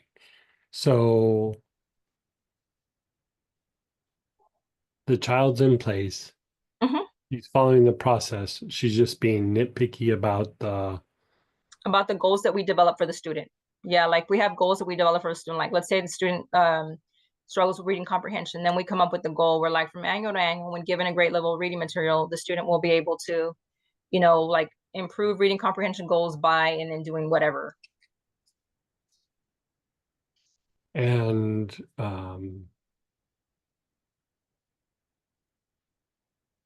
She's almost acting like an advocate, which they come in and they want to like look at every single little goal, like detail by detail, like making sure that it's worded correctly, making sure that it's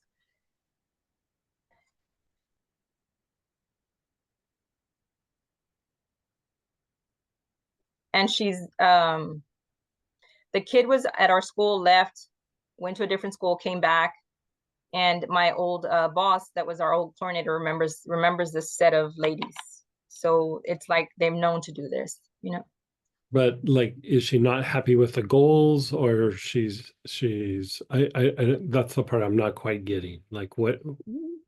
Yeah, the first set of goals, she wasn't happy with them because of the way they were written, So then I switched them up again, wrote them better, and then I sent her the draft. So now we have to meet again, like in, I think we're going to meet like in 10 days, but I want to try to meet with them ahead of time and be like, how are these goals? Are they good? Like, do you want me to change anything? I want to meet with them ahead of time so that we're not like coming to the meeting and while we're at the meeting, we're like discussing stuff that she's not agreeing with. I want to try to fix the stuff before we meet. That way, like, What okay, is she having to agree with, though? Like what? like she has to agree with the goals that we develop for the student. She thinks they're too hard, or they're not developed enough, or Yeah, like they will, when people like nitpick on the goals, they want to make sure that they're observable, right? And that we can take data on them.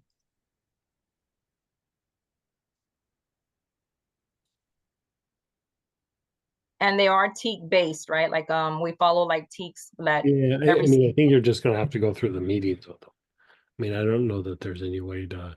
I mean, you could always put it like, I don't know if this is appropriate, but you can always say, why don't you tell me what the goals should be, and let's see if they're doable for us.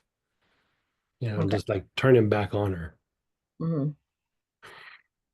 Yeah, that's why I did send the draft to them with the information, and then I did send an email. Like I asked him, I said, let me know if these are good, or if we need to lower the percentage down. You know what I mean? But And if that's not good enough for her, I would just say, well, what do you think should happen? You know, she's putting you in a place where you're having to defend yourself and explain yourself. I would, and you know, she's like put herself in the place of authority. Go, okay, Miss Smarty Pants, you tell me what it is. She tells you, and then you go, no, that's not possible. Like, no, or no, that's not our process. Like, flip it on her. Okay. She's flipped it on you. Flip it back on her. Mhm. Yeah. Okay, yeah, I'm pretty much want her to tell me like what goals do you want? You know, we'll put them into place. I wouldn't even say that. Just go, you tell me what you think should happen, and we'll look at it and we'll approve it. We've already put forth what we think should happen. If you have different ideas, I'm open to potentials. Go ahead, write it up. Okay. And like when you get to that part, if you do something like that, don't explain very much. Keep the talking to a very tight minimum, like Okay. the least amount of words possible. Okay. Yeah, just flip it right back on her. Any suggestions for me to stay zen? Just to stay calm the whole entire time. And they're not showing up to the meeting in person. They're doing all this over the phone. Yeah, sure. Yeah, try taking like Melissa or something. Okay. Yeah. Take it internally like that Oh, day yeah. that. Yeah. I'd start taking a few days prior, but yeah.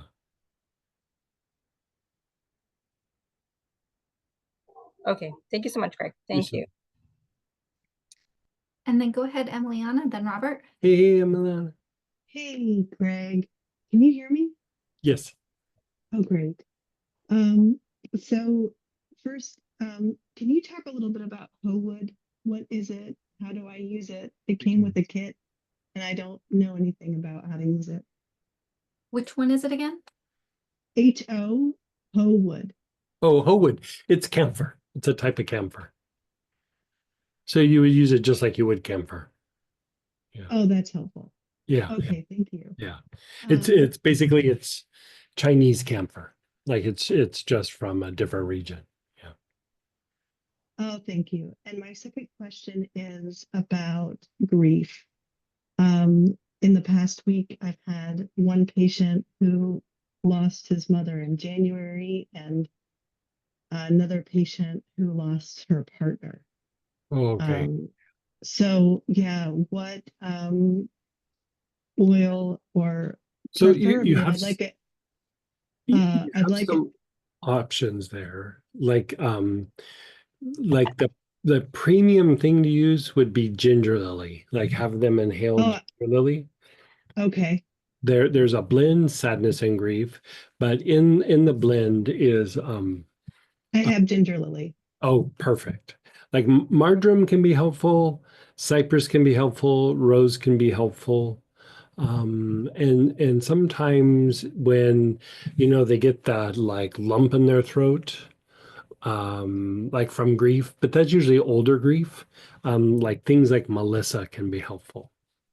What would be helpful for, see, what happens is if they're coming in before a treatment, often the grief is not, it's not expressing itself. Right. You know, because usually the patient has defenses up. You know, like they're in for treatment and their defenses are up. So what I've done is I just now have the oils and various protocols, and I just hand them a card with the protocol on it. Oh, I love that. Yeah. And I leave. Right. So what protocol would you recommend with the ginger lily? So with that, like with any of those oils, but especially with ginger lily, the souls, the Ming Men, the back heart, and the crown. And the Ming Men, you know, being the same as the acupuncture point. Yeah. Yeah. Souls of the feet, Ming Men. What were the last two? Back heart, you know, between the shoulder blades, and then crown. Perfect. Yeah. Okay, well, that's exciting. Yeah. But sometimes just inhaling it will work for some people, but I'd run them through that process because even if you didn't have the oil, running them through that process, those spots would actually have an effect without even using an oil. And then you add the oil and it just magnifies it substantially.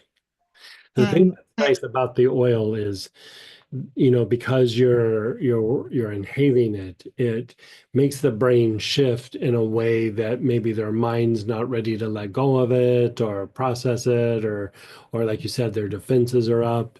Like the sense of smell can cut through that pretty quickly. And so, I, like you said, give them the oil, put a pattern in place, walk out of the room and say, I'll see you in 15 or 20 minutes or something. And it usually will help. great. Thank you so much. You're so welcome. And then go ahead, Robert, then Lolly. Hey, Robert. Hey, Greg. I was going to comment about Helichrysum since Ralph brought it up. Uh-huh. About 6 months ago, I burned my arm and I put lavender on it like within 30 seconds. So that was pretty good. And then I started doing Helichrysum a couple times a day, once or twice a day for a while. And then it seemed to plateau. It just didn't seem to improve. So I stopped. Mm-hmm. And then all of a sudden it started to get itchy again. So I started putting Helichrysum on it again. And I've been doing it off and on, anywhere from 5 to 15 days at a time on, and usually about 10 days, 15 days off. And it keeps, as I do it, when I start applying it again, it gets better again for a while and plateaus. So I just keep doing that. How bad was the burn? Um, I would say it's not too bad. It's about a inch long and quarter-inch wide. How did you burn it? A cookie sheet hit my arm just above Okay, the so elbow. just like that. Okay. Oh. And I don't have any problem with what is going on. It's just, Yeah, I would try to like maybe use some spikenard on that. And the reason being that the spikenard, I think, is going to help to regulate some skin function there. Um, it's been long enough. How long ago was that? 4 or 5 months ago. Yeah, so it's been quite a while. So I would say throw some spikenard on it and just see if that doesn't regulate the skin function. Like sometimes when there's like a wound or like a burn or something like that, it can like over agitate some of the processes in the skin. And so, it's not like the wound is gone. And so I would try spikenard. And then my second choice would be like yarrow or milfoil or something like that. Ointment or body tonic or I would probably just do neat. Like I know the yarrow is kind of messy, but you could mix it with a little lotion and rub it on that area. I mean, now that I say that, an ointment might be nice just because it will make it linger in that area longer. And so a little lotion or massage oil, just mix it in your hand and then rub it on the spot. That would be good.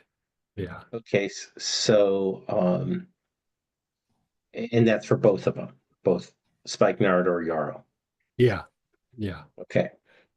Very good. Thank you very much. Yeah. Yeah. You're so welcome. Keep me posted. Like if that doesn't go away, sometimes like just little nerves get irritated or something. There might be something else we can do. Like, could be vetiver or sage or something like that. But you did all the right stuff, but that it's still a little agitated after all this time. It shouldn't take that long for the burn to heal. So something got agitated or something I'll in this. say, I'll say the burn has healed. It's more of a scar. Right. And it's getting lighter. Most people wouldn't notice it. They think maybe it Right. was a birthmark. Right. I just know it was a burn. Um, this is coming out of left field, but it makes me wonder. Let's try what we talked about. Okay. But another curveball we could throw in there that's kind of you would use it to rehab a burn like a lot you would have used it a long time ago. but would be rosemary. And you don't do it right off the bat. You do it like when the burn's like getting close to being done. But the idea being that for one, increases circulation to the area and does all the things that we know that it does for circulation and things. But it has a little bit of a toning effect on the sympathetic part of the nervous system. And it could be that just that little area is getting triggered with some sympathetic activity. And so, but let's start with spikenard, then yarrow. And if that doesn't work, let's throw some rosemary on it. Okay. And just do neat. Yeah. Yarrow. Okay, great. Thank you very much. And then let me know how that goes. I will do that. And then go ahead, Lolly, then Megan, if we have time. Hey, just a follow-up question. We talked earlier about the defense mechanisms. You mentioned big trees, frankincense and myrrh, and the formless. For the frankincense and myrrh, would that be internally as well, or just inhalations? You could do internal. You could put a bunch of it like neat on the wrist. That one's not going to work super fast, but it does work. It takes a while. Like the osmanthus and the angelica would be, and even the neroli would be much quicker to the point. Like the idea of the big trees and like the frankincense and myrrh, it's like more fortifying. So it's like it's going to get there eventually. Like it depends on how depleted the system is. And so, I mean, it's always good to use those kinds of things to fortify the nerves, but the frankincense and myrrh is not going to be quick. Yeah. No, it's fine. But the idea was to use everything together. So I'm doing the inhalations with the angelica and still. Okay. Just want to make sure. Okay. Yeah. Thank you. You're so welcome. And then go ahead, Megan. Hey, Megan. Hey, so I'm using the Phurba a lot in the dorje. Can I point the Phurba directly on a more sensitive chakra, like the forehead, the Mingmen, the heart? Oh yeah. I probably wouldn't do the front heart. I mean, it's doable, but get used to it on other parts of your body first. Yeah, I'm using it all over. Okay. Like what about the front spleen? Is that okay? Yeah, sure. Okay. I mean, it's different because it doesn't have it's not like a crystal where like a super sharp crystal might cause a little tear or something. Most Phurba's, every once in a while there's an exception, but most Phurba's, like if you put it on the body, it just makes that area break up the blockages and it just kicks things off. Okay, I didn't know if it was also energizing the area. Does it? It's more just breaking things up. Yeah. Okay. Okay, Yeah. awesome. Okay, I'll let you go. Thanks. And then we have another minute. Go ahead, Brenda. Hey, Brenda. I want a quick check-in. I have my voice back. I still have fits of cough that come up. My throat often feels hot.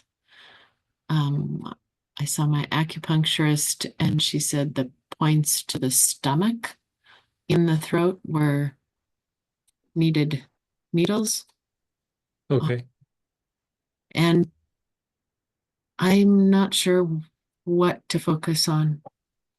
So, okay, so you were sick, you got your voice back, but you're still having some throat issue?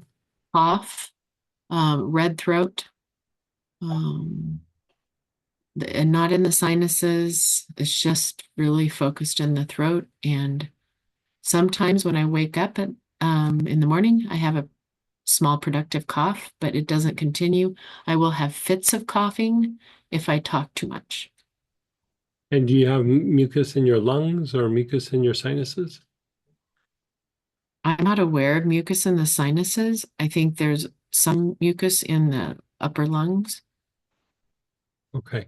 And is your throat sore? Yes, off and on. Okay. So do bay laurel, a couple of drops internally, inhale it. You could even take it like a drop or two and rub it on the tongue. You could also do it as a gargle, like 2 or 3 drops in water and gargle. The bay laurel will probably clean it up. The coughing and a bit of mucus in the lungs, I would probably use mullein, but the bay laurel might just clean that up as well. So I'd start with the bay laurel, take 2 or 3 drops, like maybe 3 times a day. And that should really knock out the throat issue. Okay. And anything to start supporting my immune system? The bay laurel is a good start, like one of the better antivirals and stimulation for that. Let's get the throat resolved, and then we'll put you on a little thing to boost up the immune system. But let's knock that out first. Okay, Yeah. will do. And it will Where's- probably be part of the protocol, the bay laurel. So Okay. that will probably be part of it as well. And just the bay laurel by itself, or Yeah, with bay- salt water? You could gargle with the salt water and put it in water to drink, but other than that, you're good. Okay, thank you so much. You're so welcome. So we're gonna jump over to the Astara prayer petitions and join us if you can. We won't be able to do the Astara sessions tomorrow night, so tonight's the night if you're going to join us, and then on Sunday. So take care, you guys.